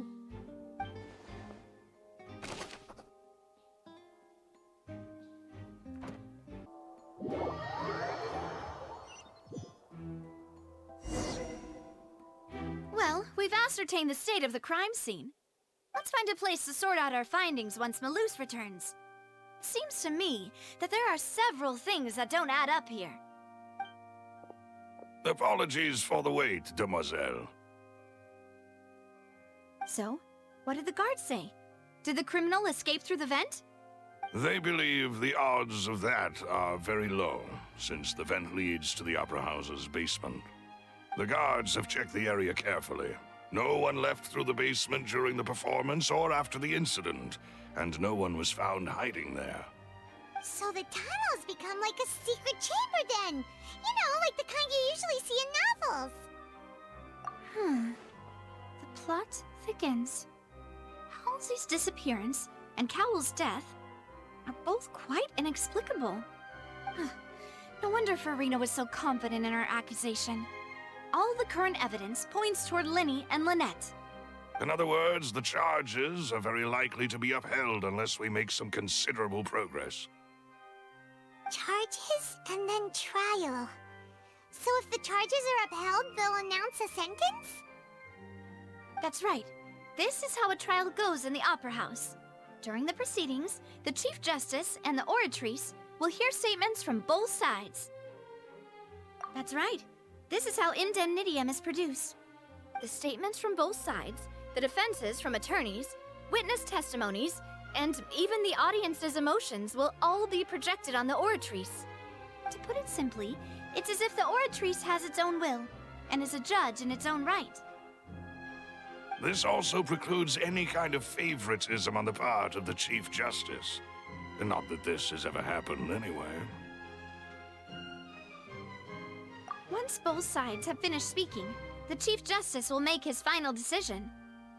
This, too, will be used by the Oratrice as a reference. Then, finally, the Oratrice will be consulted by officials. The result it returns is the will of justice itself. Huh? So that machine is the one that actually decides? Paimon thought Neverlet called the shots. In practice, there is very little difference. Both have always come to the same judgment, which is why people have great faith in the Chief Justice. Ah, yes, the guards also asked me to convey that none of us will be allowed to leave this place before the trial. Huh? Why? Because we've chosen to act as the twins' proxies. That makes us persons related to the case. They're concerned that we might be colluding with outside parties, or that we might find outside help to disrupt the case. And even if that were not so, it could prove problematic if we happen to spread key information about the case ahead of time. I'm ready to break out at any time. Whoa, whoa! There's no need for that!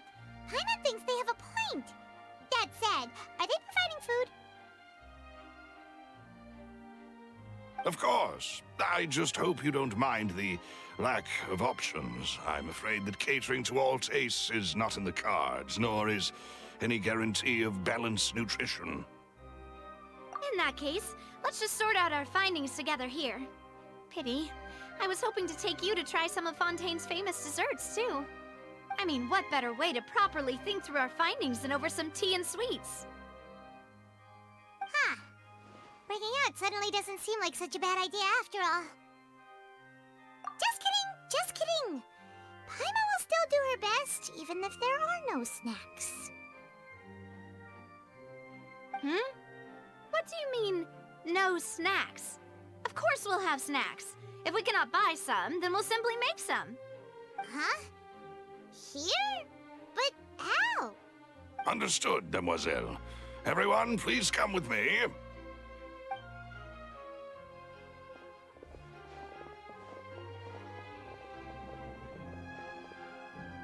Wait, you're carrying a portable stove with you? Yes, I must be prepared to meet the demoiselle's baking needs whenever the fancy strikes her. I have eggs, sugar, and almonds at the ready. Good work, you two. Then I'll get to it. Please sit tight for a moment. You'll get to taste my awesome snacks soon enough. These three are quite the interesting group.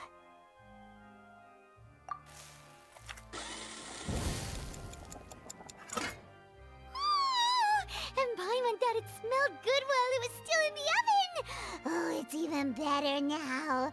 Paimon can't stop drooling. From the way you had these two guys carrying all that stuff around, Paimon thought you'd have them do more during the baking process. But you ended up doing the entire thing by yourself! Beating the egg whites, grinding almonds, everything! I was applauding. And I was giving encouraging smiles. Paimon was just thinking, aren't you worried about getting your fancy dress dirty beating egg whites and baking like this? Well, I don't think it's carved in stone anywhere that fancy ladies can only read books, sip tea, ride horses, and play the piano. I just really enjoy making snacks. Don't underestimate beating egg whites, by the way. It's a real arm workout. You also need to beat them to just the right consistency, or your macarons will crack. Anyway, give these a try, fresh out of the oven. There's 3 for each of us. Only 3? Well, eating too many sweet treats might send all that sugar to your head. You wouldn't be able to think clearly about the case on a sugar rush, would you? Tea is ready to be served as well. This is Demoiselle's favorite, strong black tea with a floral fragrance that clears the mind and lifts the spirit. No need for concern. I'm merely doing as I should.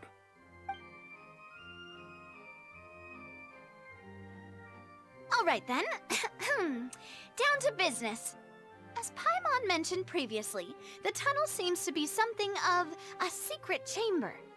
However, we can assume that Lini and Lynette were not alone within it. Some...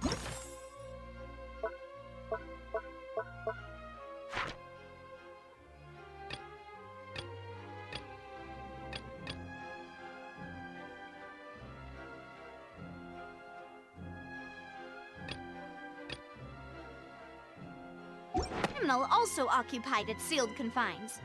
The magician twins could have committed the crimes, of course, but they lack any logical motive. Exactly! Why would they do such a thing right when everyone was watching? The flower vase and the thud we heard during the performance could indicate some altercation between Halsey and the criminal in the tunnel, resulting in the shattering of the vase, the discarding of her clothes, and her abduction. Perhaps the criminal thought that since she was chosen from the crowd, she would be too easy to identify if she was still wearing the same clothes. Paimon thinks that makes sense, but the real trouble is... True. None of the clues we found thus far support the existence of this third person. But the only people left to consider are both technically victims, whether it's the missing girl, Halsey, or poor Cowl. Huh. Could Halsey have secretly made modifications to the magic props in order to murder Cowl before making her escape? That's right. And even if she had tampered with the setup, she would need to understand the entire trick to pull it off. Nor does she have any motive. The guard said that she has never had any dealings with the magic troop's members. Were we not thorough enough in our search? From the sound of things, this is turning into an impossible case. Your macarons are amazing though, Navia. They smell great! They're nice and crisp and super sweet! They are my specialty after all. And I see you've already had 5 of them. What? 5? Oh, that can't be right. Paimon only counted 3, honest! Please don't worry about it. At my age, a few less sweets might actually be a good thing. No. Being greedy is one thing, but Paimon knows how to count. Besides, Paimon knows that if she ate too many, then others wouldn't have enough. Wait, even you don't believe Paimon? How could you? If Paimon ate those 2 extra macarons, then may they turn into stone in her stomach! All right, we get it. Well, I suppose one of us might have gotten too engrossed in our chat and eaten them by mistake. No big deal. Lelouch, set up the stove again, if you would. Huh? What are you doing? Making sure everyone gets 3 macarons, of course. Exactly. We don't want to trouble you. As you wish, demoiselle. And I have the egg, sugar, and almonds. Well, this really is your hobby, huh?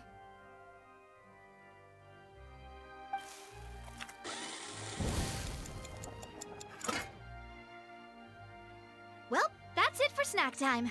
I'm going to have another look around the area. I don't know what we're looking for yet, but we've still got some time. As attorneys, I suggest the 2 of you think the case over again. It would be awkward if you got all tongue-tied on stage during the trial. All right, thanks for your help, and for the snacks. It was nothing. A small task for the Spina di Rosula. Silver, Malouse, it's time to go. I'll be back if I find anything new.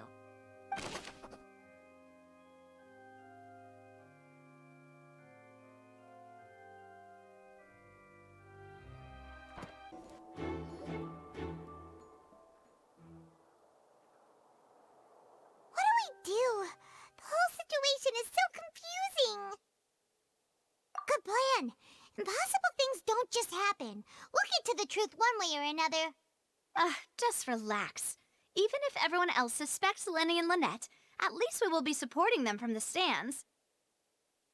Besides, I doubt Farina understands any more about what happened than we do. Thanks, Navia. Well, we'll be going then. Best of luck to you.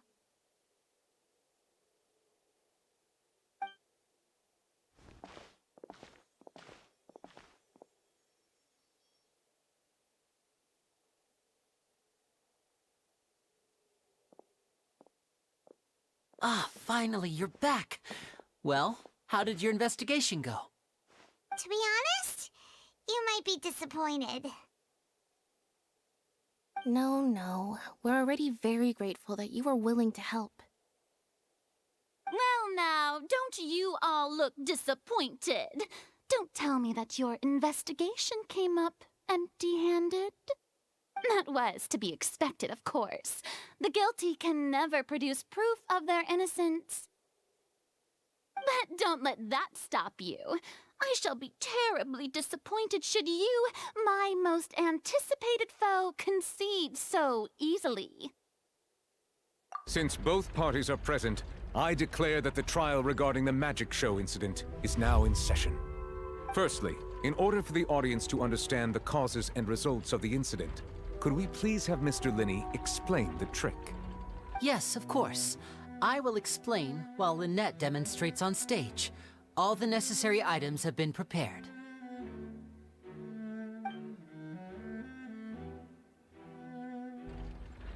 Thank you, Mr. Linney. In that case, I take your statement to be that you ran to and remained hidden within the magic box in the audience stands once the trick began, and thus could not have committed the crime. Is this correct? Yes, that's correct, Your Honor. In that case, I call upon the prosecution. Lady Farina, do you wish to refute his statement in any way? Why, of course I do. Allow me to take the first shot and break this case wide open. Mr. Linney is clearly lying. There is no way you could have been in the box the whole time if you were to abduct Halsey and murder Cowell. In fact, I'd say you were hardly in that tunnel at all. That is simply your hypothesis based on the presumption that I'm guilty. Oh, is that so? And if I may ask, what did you hear while you were inside your box? The roaring countdown of the crowd, of course. That's how I kept track of the time and built anticipation for the finale. And you didn't hear anything else at all? Nothing that might leave an impression of any kind? No, nothing. I see. But when the count reached 30 seconds or so, there was a thud. One so loud that I believe practically everyone heard it. Huh? Hey, hang on. Something's not right here.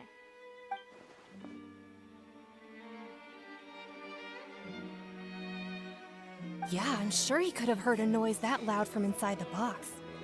I was right by the box, and I definitely heard the thud. Look at those scales. Could those mean... Well then, ladies and gentlemen, allow me to use the words of the magician himself. You never know what can happen in the blink of an eye. Indeed, it seems his alibi can also collapse in the blink of an eye. Of course, I have armed myself to do far more than smash your alibi. Confidence cannot go unfounded, and my foundations are rock solid. Tell me, aren't you and Lynette actually from the House of the Hearth? The House of the Hearth?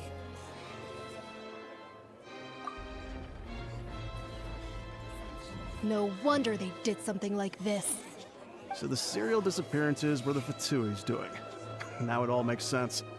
I've got a feeling that what happened on stage probably wasn't just an accident. That's irrelevant. Our identities have nothing to do with what happened. Indeed. Then perhaps you could tell us everything that happened during that 1 minute. Your first priority is to prove yourself innocent, after all. I'm sure there is little that needs to be kept secret now. Unless your script already has holes in it. The Outlander is speechless. My, oh my, don't they look flabbergasted? Now comes the infighting and discord, I suppose. This was almost too easy. Good thing I made all those preparations. Seems the all-nighter I pulled last night is really paying off. Hey, Linny! Why didn't you tell us this before?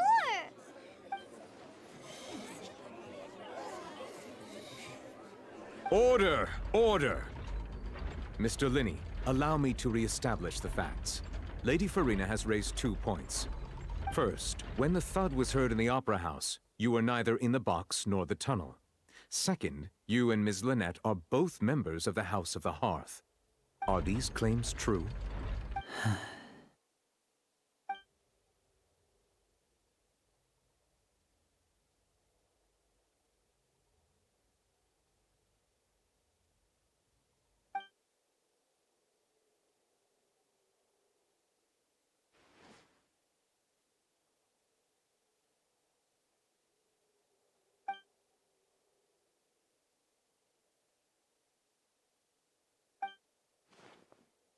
Please answer my question, Mr. Linney.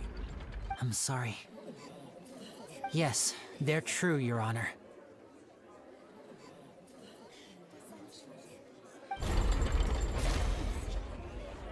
I knew it! Well, that's it. We might as well move on to the sentencing already. What should we do now? Granted.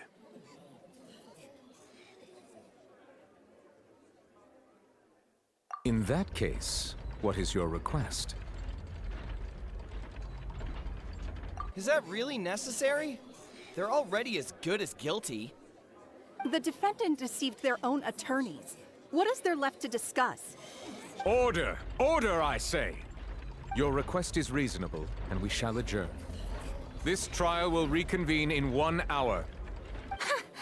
So you would stick to Mr. Linney's defense even after knowing what you do now? You certainly have more professionalism than I thought. In that case, my dear audience, let's allow the joy of victory to steep for a little while longer.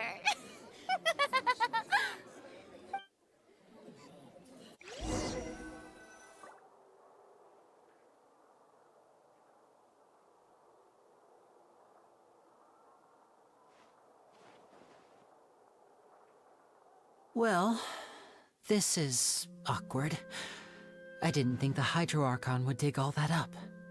I'm sorry, Traveler and Paimon. Yeah, sorry. Paimon doesn't know where to start.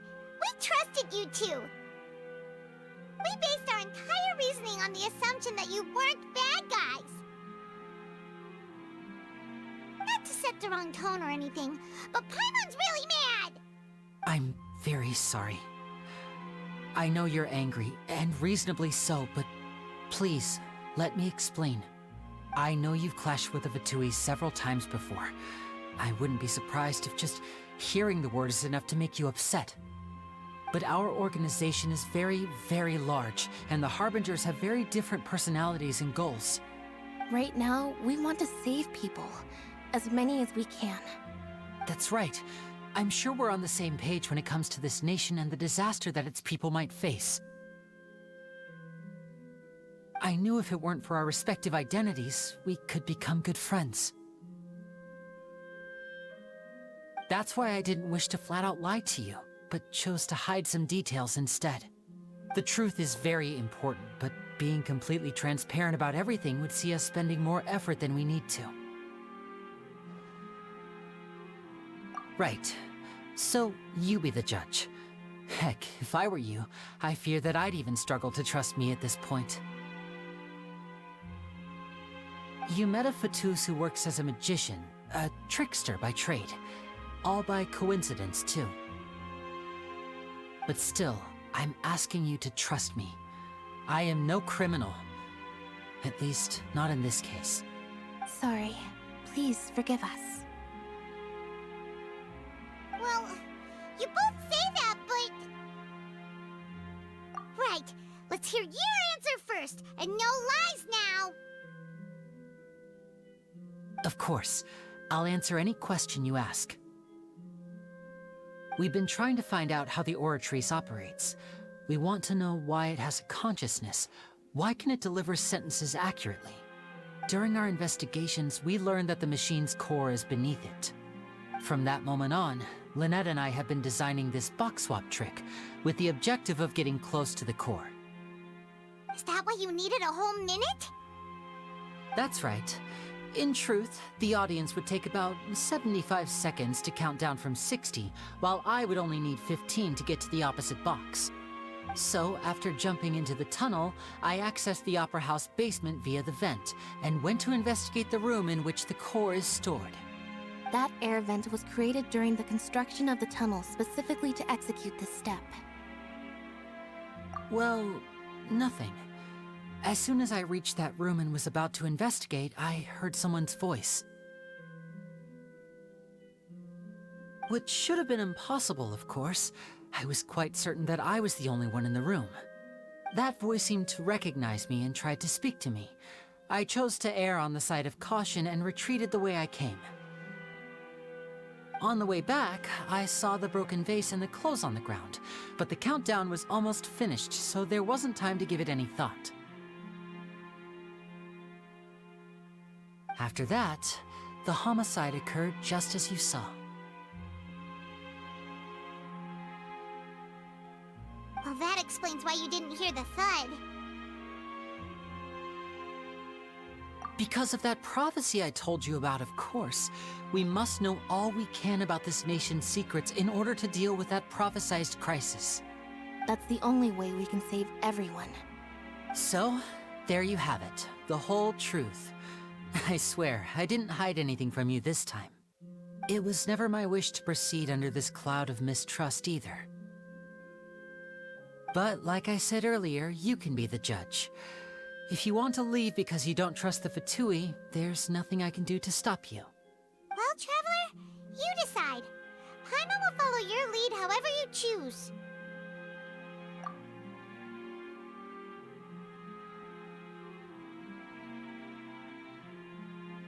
Okay, thank you. Thanks for giving us a chance. The current problem is that the scales are tipped pretty badly against you two. If we want to refute the Hydro Archon's accusations, we're gonna need a seriously watertight defense. Huh? Oh, Paimon thinks she gets what you mean.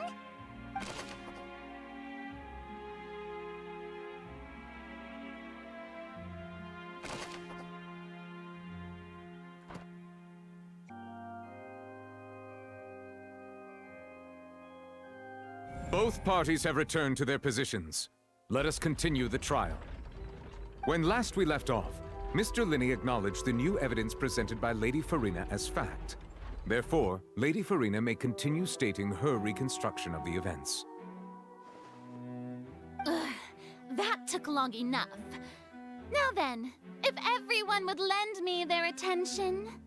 At this stage, let's revisit that scene from Linney's perspective.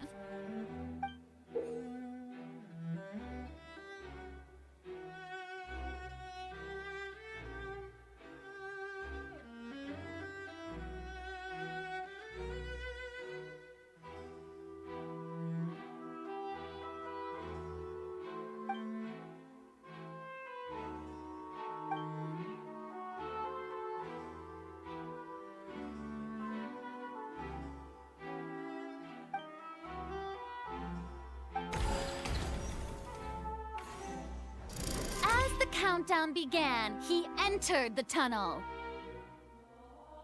When the flatbed trolley passed, he opened the box and got into an altercation with Halsey, which caused the loud thud. He did not realize that this sound could be heard by everyone in the Opera House, which is why he claimed earlier that he could not hear the sound. Finally, he used the vase to knock her out, before making her change clothes to prevent others from recognizing her.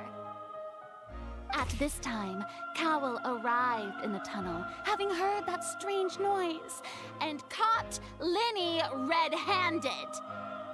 So Linney proceeded to knock him out too before stuffing him into that box. Afterward, Lini passed the unconscious Halsey to his accomplice through the magic box in the audience stands, before operating the devices such that Cowell's death would be ruled an accident.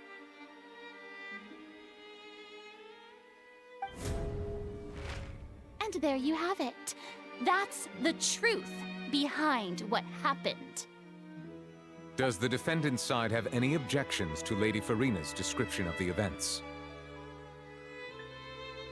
The key to refuting Lady Farina is the order of events. What Lini experienced and what he saw.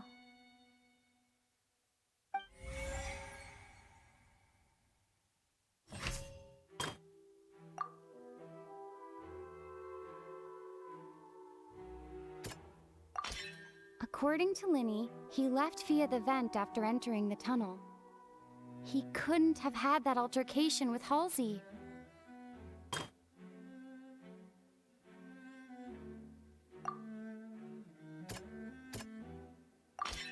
Lini went to the room that contains the Oratrice's core. This is the actual truth.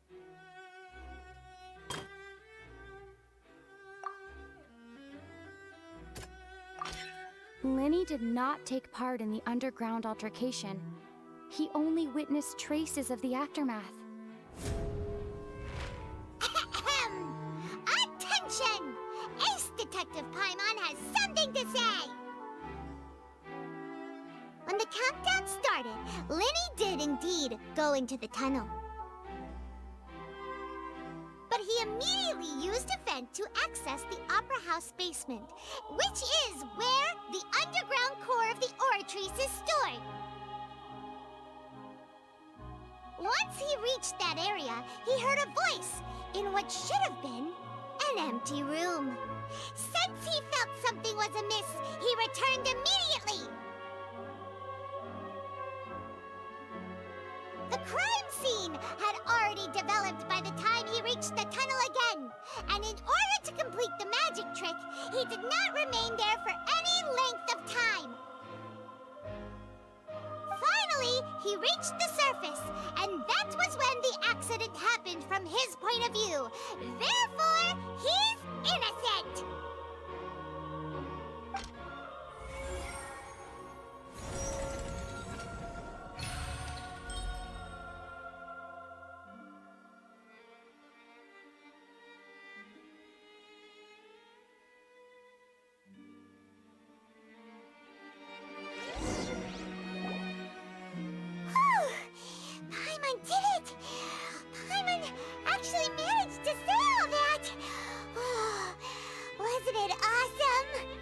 In other words, you believe that he knew nothing of the incident?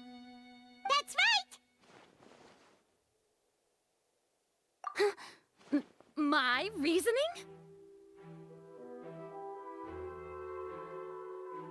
If that's the case, then if Cowell hadn't entered the tunnel, who was the entire setup meant to kill? Assuming that what you say is true, Lini only needed to kidnap the young girl to cause a new disappearance case. What would the point of killing someone on stage be? Oh, they have a point. That's right, you tell them! And that's why they're partners of mine. They've managed to turn things around. Oh, well, your denial is very strident, I'll give you that. But what proof do you have to back your claims? Of course I do. If he had been in the magic box the whole time, how could he have not heard that sound? Why do you... You're saying that he wasn't?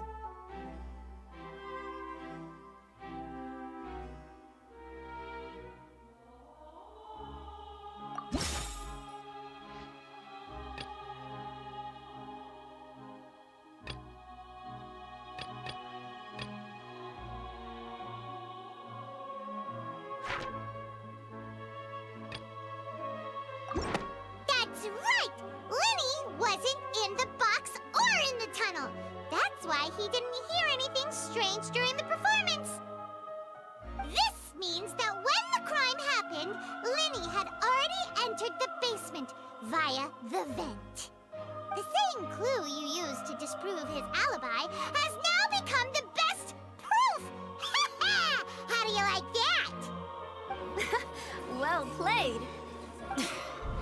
To think you'd use such logic.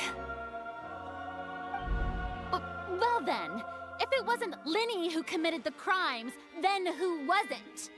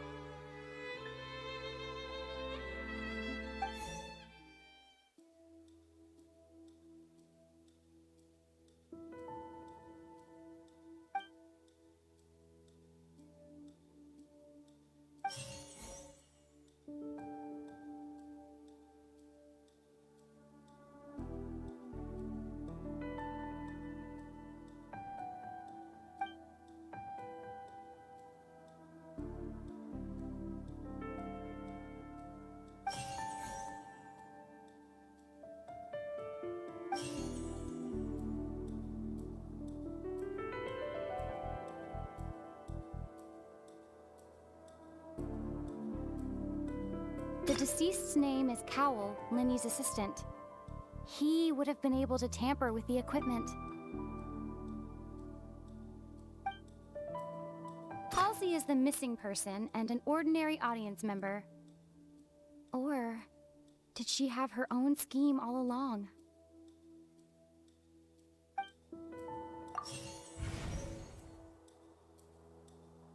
Could there have been a third person involved? Is that really a possibility?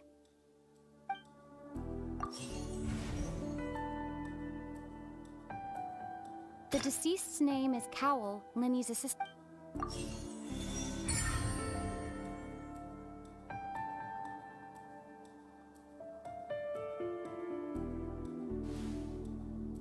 Huh? That can't be right. Are you serious? The killer was, in fact... Oh, is that so? How interesting! Let's hear your reasoning then. What I must do next is recreate the truth. What Cowell did, and how he went from would-be perpetrator to victim. No one entered or left the Opera House through its entrances. So, where would the criminal have wanted to take Halsey? The deceased's name is Cowell, Lini's assistant. Halsey's clothing was in the tunnel.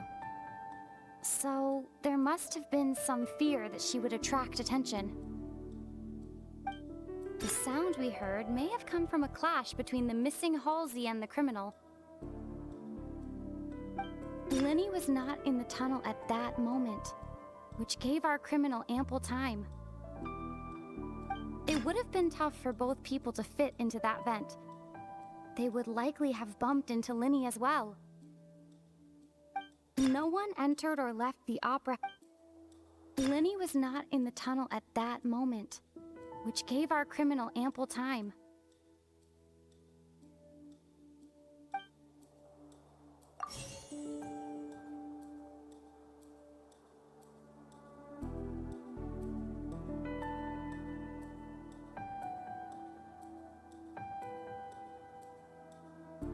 The sound we heard may have come...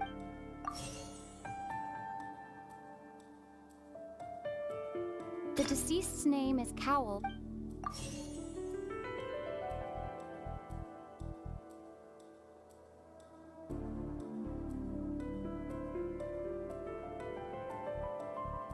It would have been tough for both people.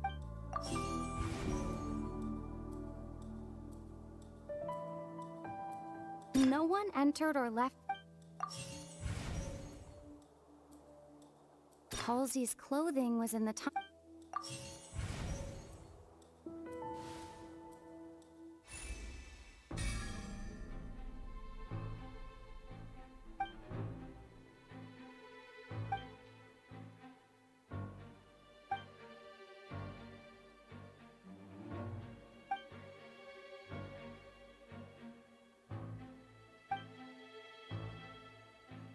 What's wrong, Traveler? Are you still having trouble figuring things out? I see how it is. So this was all just a bluff. And here I thought you had something to show for it. But it seems you're still far from the truth. Look, since we're at a dead end, why, just like the trick as it transpired, the end result must have been utterly different from the magician's initial design. If only we knew how Halsey disappeared. Well, that would be nice, but the tunnel only has 3 exits, and none of them seem very likely. And it's not like this is a magic trick where you can just make a real live person disappear. You know, like you did from that water tank, Lynette. Excuse my interruption, dear opponents, but do you not see that the crowd is growing impatient? There is no greater sin in this opera house than an awkward delay in the performance.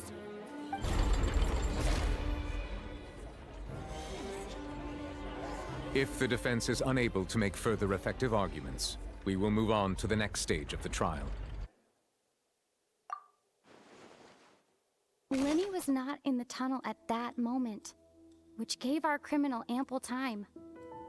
The sound we heard may have come from a clash between the missing Halsey and the criminal.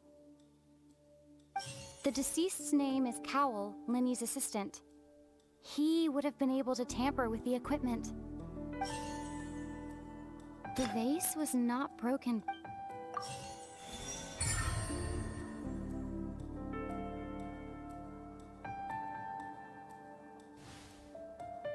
Oh, Paimon gets it!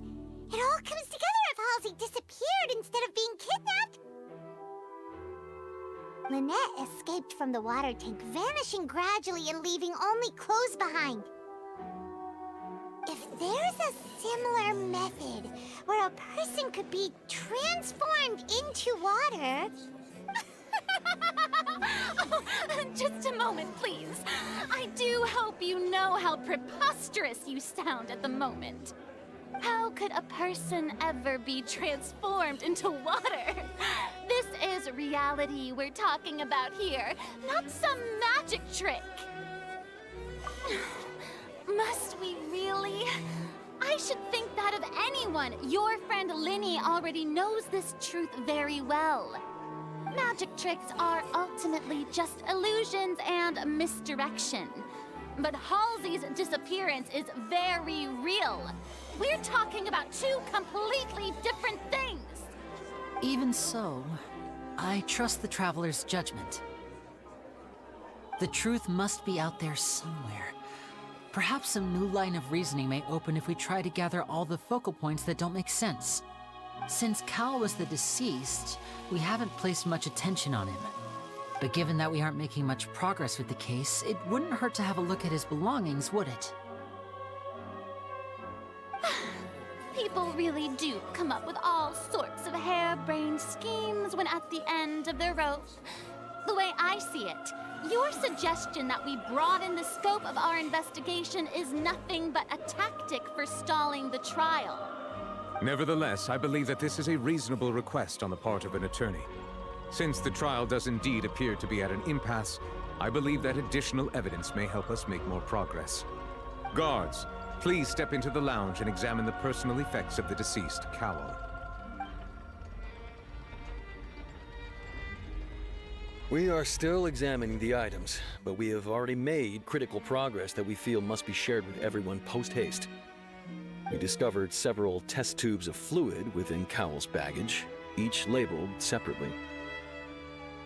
The notebook in his backpack claims that these fluids are water from the primordial sea. The primordial sea? The note's contents also indicate that Cowell belonged to an organization that sells illegal drugs and that he had an accomplice. The notebook has many entries concerning safe usage of these fluids, in which the keyword dissolve appears many times. One of these tubes was labeled Opera Epiclese, along with yesterday's date. It is empty. The notes also state that these dissolution properties work exclusively on people from Fontaine, It's likely that Halsey was chosen as some sort of test subject. As such, we believe that the defense's hypothesis is, in fact, supported by sufficient evidence. You've got to be kidding! People dissolving into water? Could something so ridiculous actually be true? Wait a moment. This reminds me of a certain prophecy, but it's just a coincidence, isn't it? Huh. If people can become water, does that mean that the water tank's real use was as a means to hide water stains? And if Cowl was targeting that girl... Wait just a minute. Could that mean... You two, with me, quick! Demoiselle, wait! What about your partners? Let's go. Just trust me. Order! Order! It is undeniable that further examination of the deceased's personal effects has yielded some surprising results, but we cannot yet verify the veracity of these clues. Still, let us assume that these clues are indeed authentic, albeit with the understanding that Ms. Halsey has yet to be found. Guards, please continue examining the items along these lines. Mr. Linney, it appears your hypothesis is supported by the evidence, so please continue speaking. Of course. Thank you, Your Honor. If we uphold this hypothesis, I believe that many of this case's seemingly unrelated clues can be connected together. Right! Like the metal hook! That one didn't make sense at all. Let's think about this.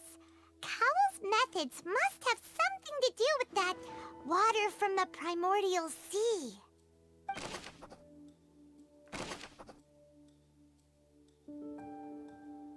The deceased's name is Cowl.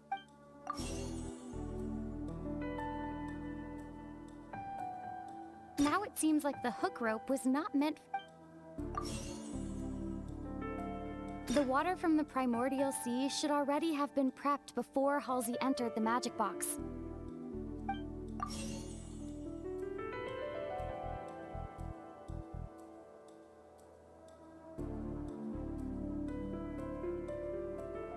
I remember there was something else within the inner layer of that...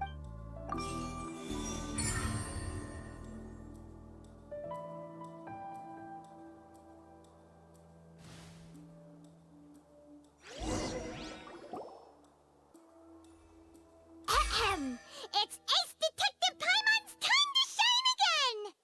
In the original plan, Cowell would tamper with the water tank rope and the number selector securing his target.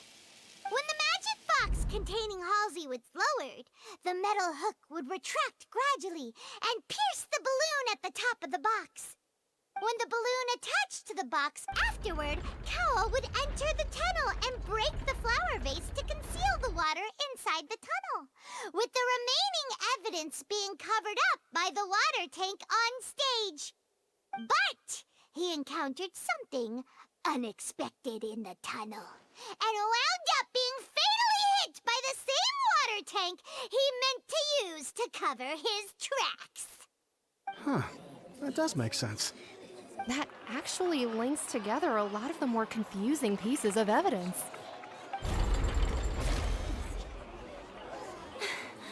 Oh dear, what do I do? Even I think they sound convincing now. Have I falsely accused an innocent person? What a humiliation. Now, it seems like the only point of contention remaining is the exact circumstances that led to Cal's death. His notes mentioned he had an accomplice who could be related to the situation. On that note, the guards have just contacted me indicating that they uncovered new evidence. I shall now invite him on stage to share it with us. Thank you, Your Honor.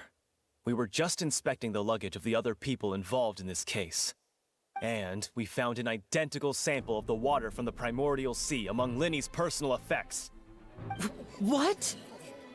That can't be. Oh, I see.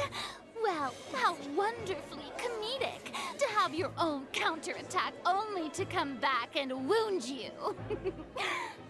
Does this not clear all doubt?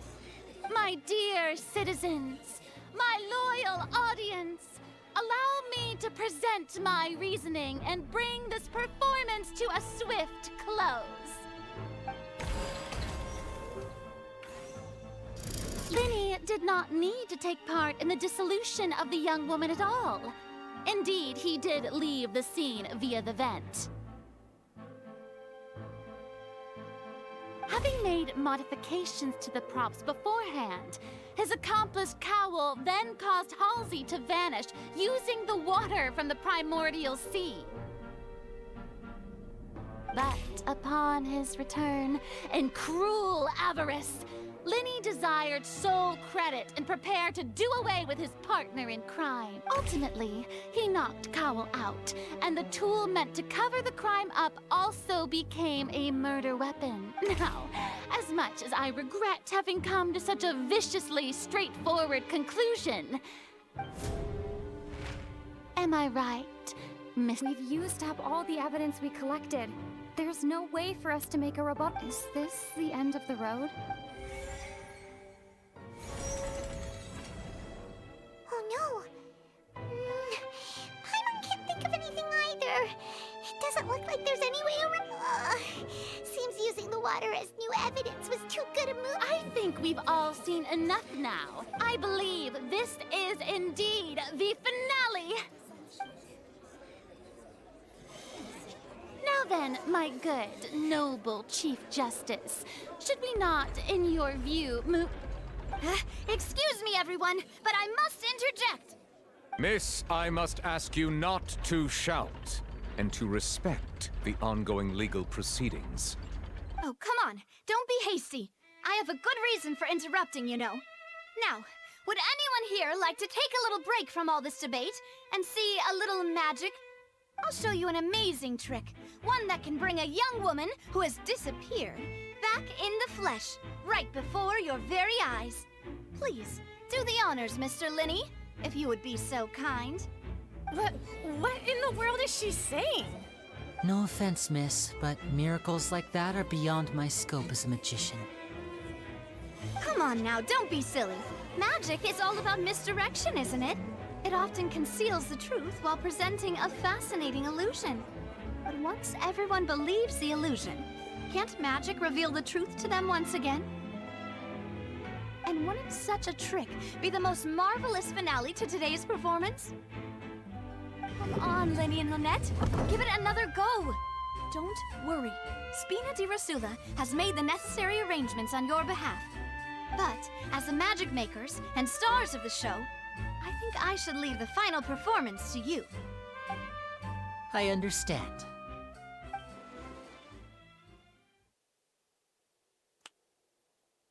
And voila!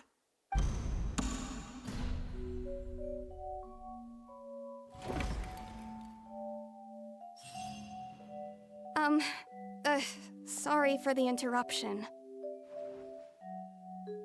Wait, isn't that Halsey?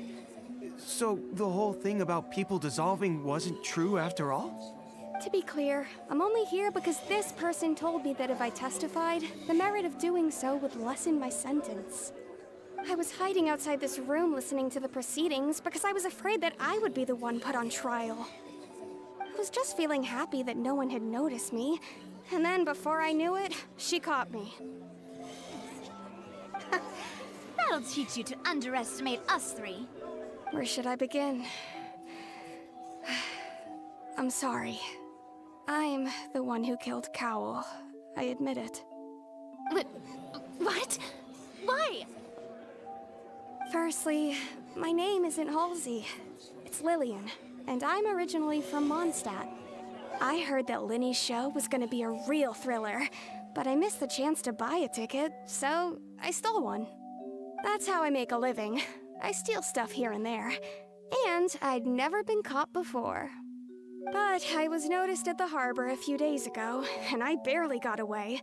Lini was the one who caught me in the act. Hey, no wonder you look familiar. So you were the thief. Lini even mentioned that you were pretty skilled. Well, and I thought that would have been the end of it, but then the number selector chose me. He even mentioned the Fortress of Meripede. That's a prison, isn't it? So you can imagine how shocked I was. I thought he was on to me for sure.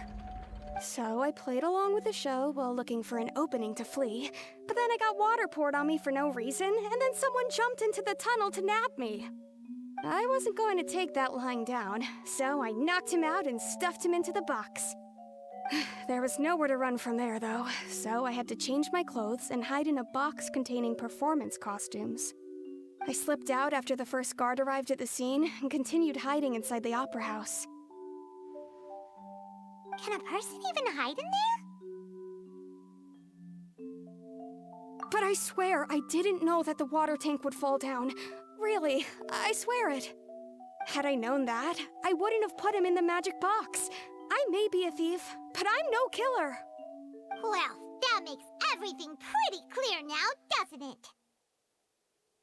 This time, we need to tell the entire story from Lillian's perspective.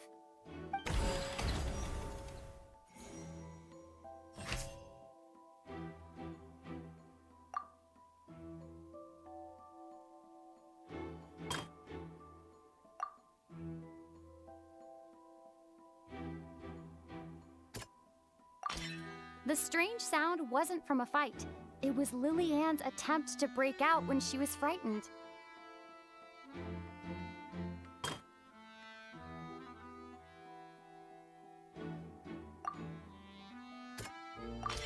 The flower vase was not broken to cover anything up, but was smashed during the struggle between Lillian and Cowell.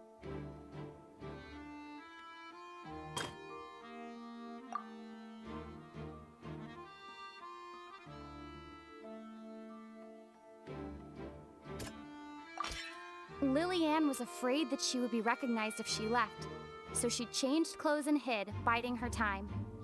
Just what one might expect of an experienced thief. And it's Ace Detective Paimon time! Having been selected out of the blue, Lillian panicked. Her panic only intensified after she entered the tunnel and had water poured on her head. So she kicked the door open, producing the thud we all heard. Hearing the commotion, Cowell leapt into the tunnel, only to discover that Lillian had not dissolved. He did not know that Lillian was not from Fontaine, but was a thief who made her way in by stealing a ticket. Mistakenly believing that the water from the primordial sea needed time to take effect, he tried to force Lillian back into the box. The two broke the flower vase during the struggle, but Lillian came out on top, knocking Cowell out and putting him in the box. With no way of escaping, she changed her clothes and hid in the costume trunk until the performance ended.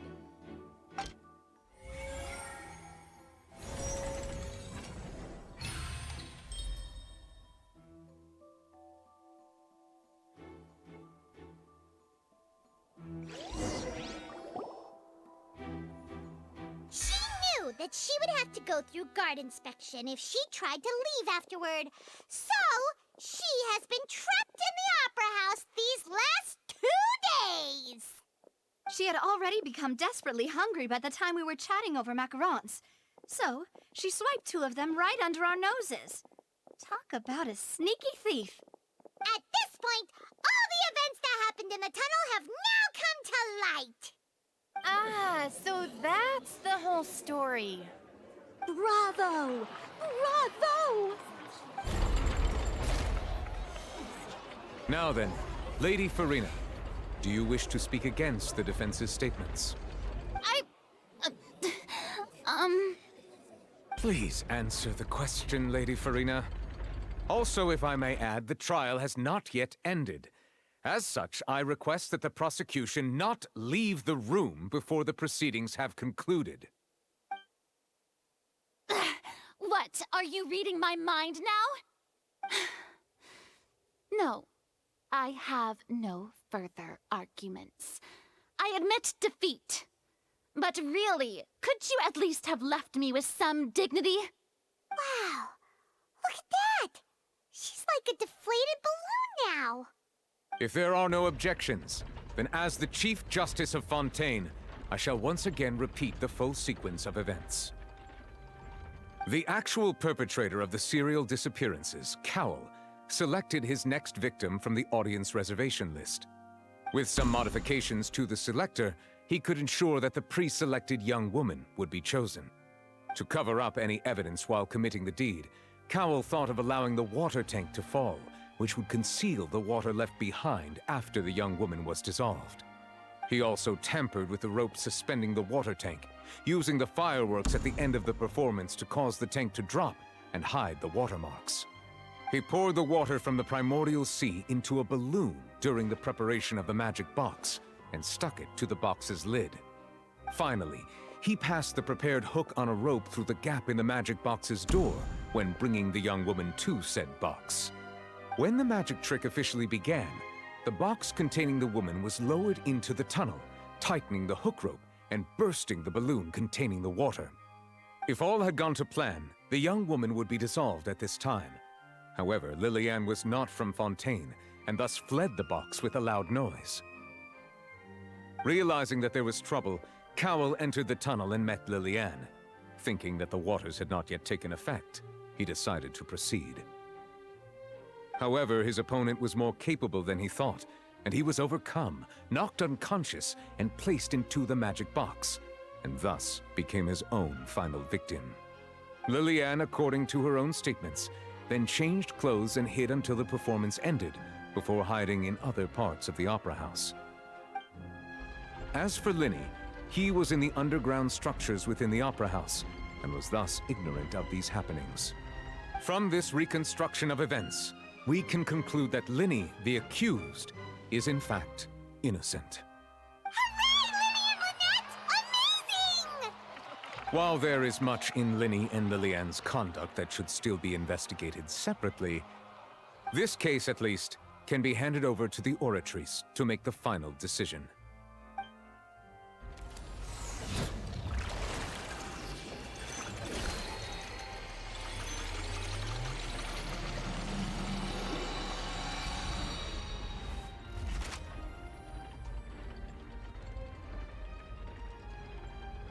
As such, Linny and Lynette are officially declared not guilty.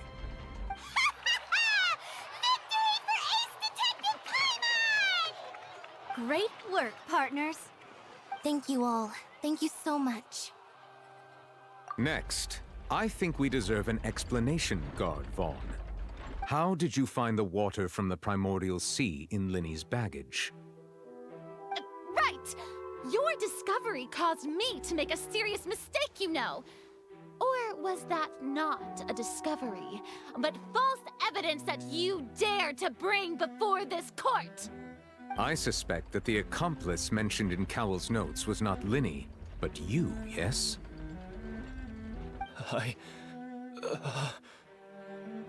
I'm sure you know what you must do to lessen your sentence. Speak quickly! Unless you want to earn yourself a one-way ticket to Coupon Town. I was just following orders. We were supposed to place blame for the serial disappearances onto Linny, and thus cause suspicion to fall on the Fatui. The higher-ups said this was the best opportunity to do so. And now that your plan has fallen through, and the secrets of the water have been revealed, you have become a liability to said higher-ups, yes? Therefore, you would be wise to tell everything you know, and seek the protection of the guards. Yes, I'll tell you everything I know. Our boss discovered that the water can cause people to dissolve. It can also be made into a potion, which when extremely diluted, can cause people to experience unforgettable exhilaration. We've been in this business for a while now, and have made decent mora off it. The disappearances were also the boss's idea. I mean, this is the boss we're talking about.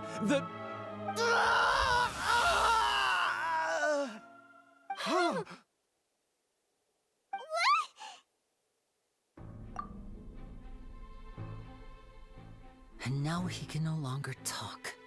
Such ruthlessness. I shouldn't have expected any less of them. An outrageous act. All present, please submit to inspection immediately.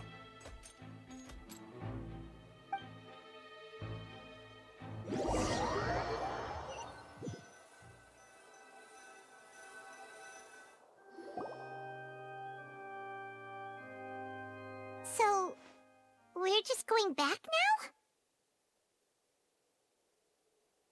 That's true, but... Traveler, Paimon, please wait. Lenny... I know you may not want to speak to me right now. Maybe you don't even want to look at me. But still, let me thank you again for defending me to the end, even after you learned that I'm a member of the Fatui. I guess. But regardless, I'd like the opportunity to set things straight. I didn't approach you with any ulterior motives or ill intent. I've spoken to you as myself, just plain Linny this entire time. As for why I'm a Fatus, it's because the goals of the House of the Hearth align with those of an orphan like me. That's all. That was how Father, who you might know as the Knave, approached recruiting us back then too. The Knave? The one who controls the House of the Hearth? She's your father? That's right. And since we're here, I was wondering, would you mind hearing a story? It's about my past. Back when our parents first died, Lynette and I were left wandering the streets. To survive, I took to surreptitiously observing an older street performer who did magic. It took me several days to figure out how he pulled off his amazing tricks. I took my sister through several streets until we found a crowded corner, and we began to perform magic tricks there. To my surprise, we proved to be pretty popular, and we could at least stop worrying about where our next meal would come from for a time. But I didn't want my sister to remain a street rat together with me forever. Before long, an aristocrat came to me and claimed that he wished to take us in after watching my performances. So you went from orphans to nobility just like that? That was how we felt at first too. As if fate was on our side and we could say goodbye to those painful days.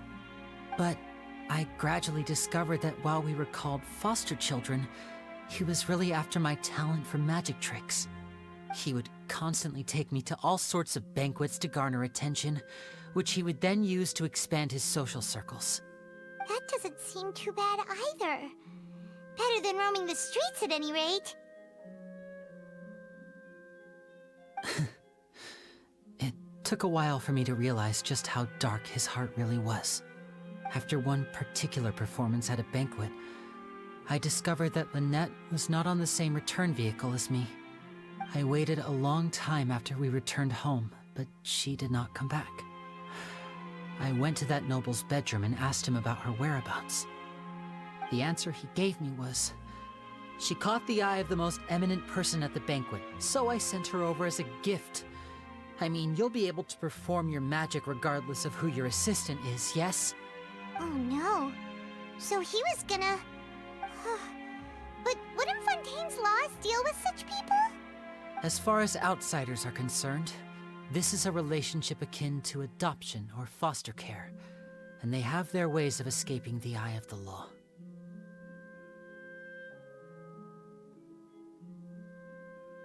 I managed to ferret out the location of the mansion of that so-called eminent person and hurried through the night.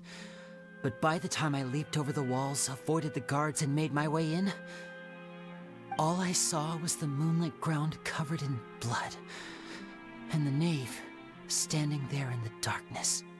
So, she'd already taken care of that guy. That's right. She had rescued my sister before she could come to any harm, and had even discovered several girls hidden in a basement, all of them orphans. Father, I mean, the knave, might have seen something in me, and so she made me an offer. The House of the Hearth welcomes you, for your interests align with ours. Here, none will ever betray you. Indeed, betrayal shall never be permitted here. I was hesitant to trust her. I mean, I had just been betrayed by nobles. But she was also quick to destroy the noble who had taken us in at first, giving us back our freedom. Oh, so that's how the two of you joined the House of the Hearth.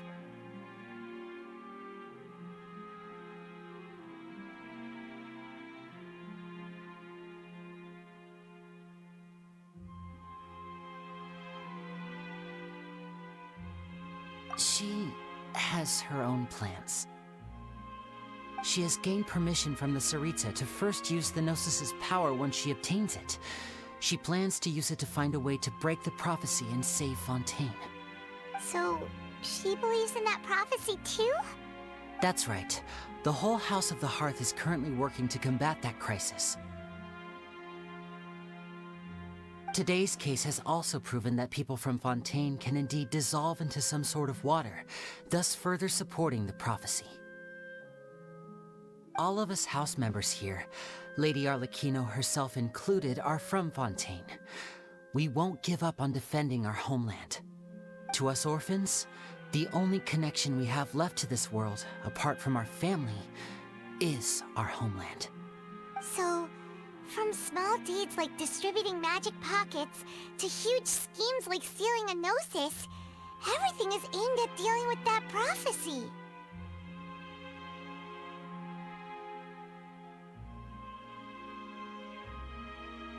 It's all right.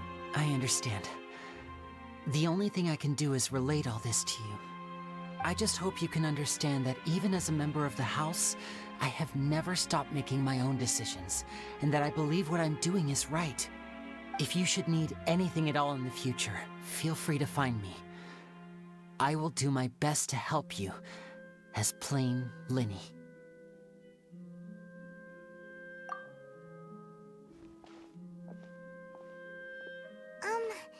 Bye, Linny!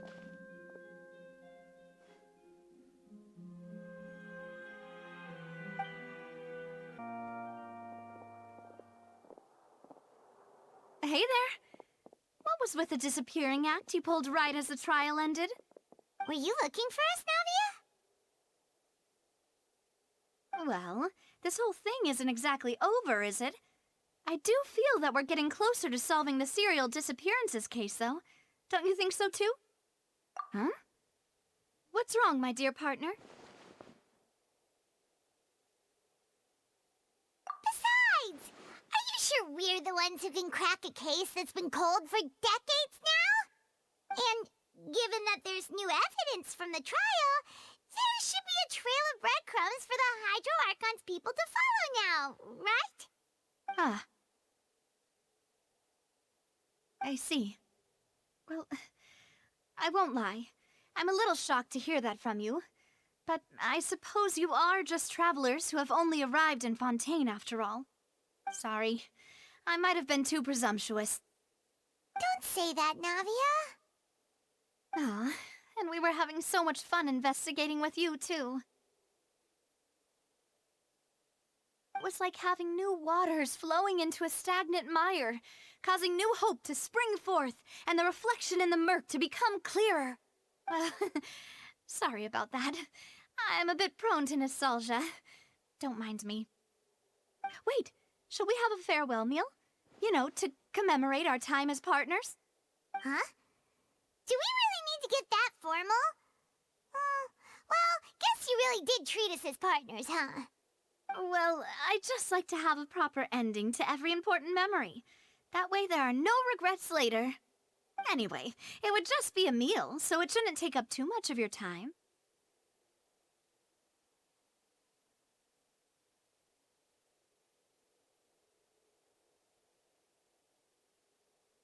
You don't have to twist Paimon's arm. If Boss Navia's treating, count Paimon in! Oh, wonderful. In that case, why don't we return to the court of Fontaine and head to the Hotel de Boer? I believe we'll make it just in time for dinner. All right, then. Let's have our farewell meal.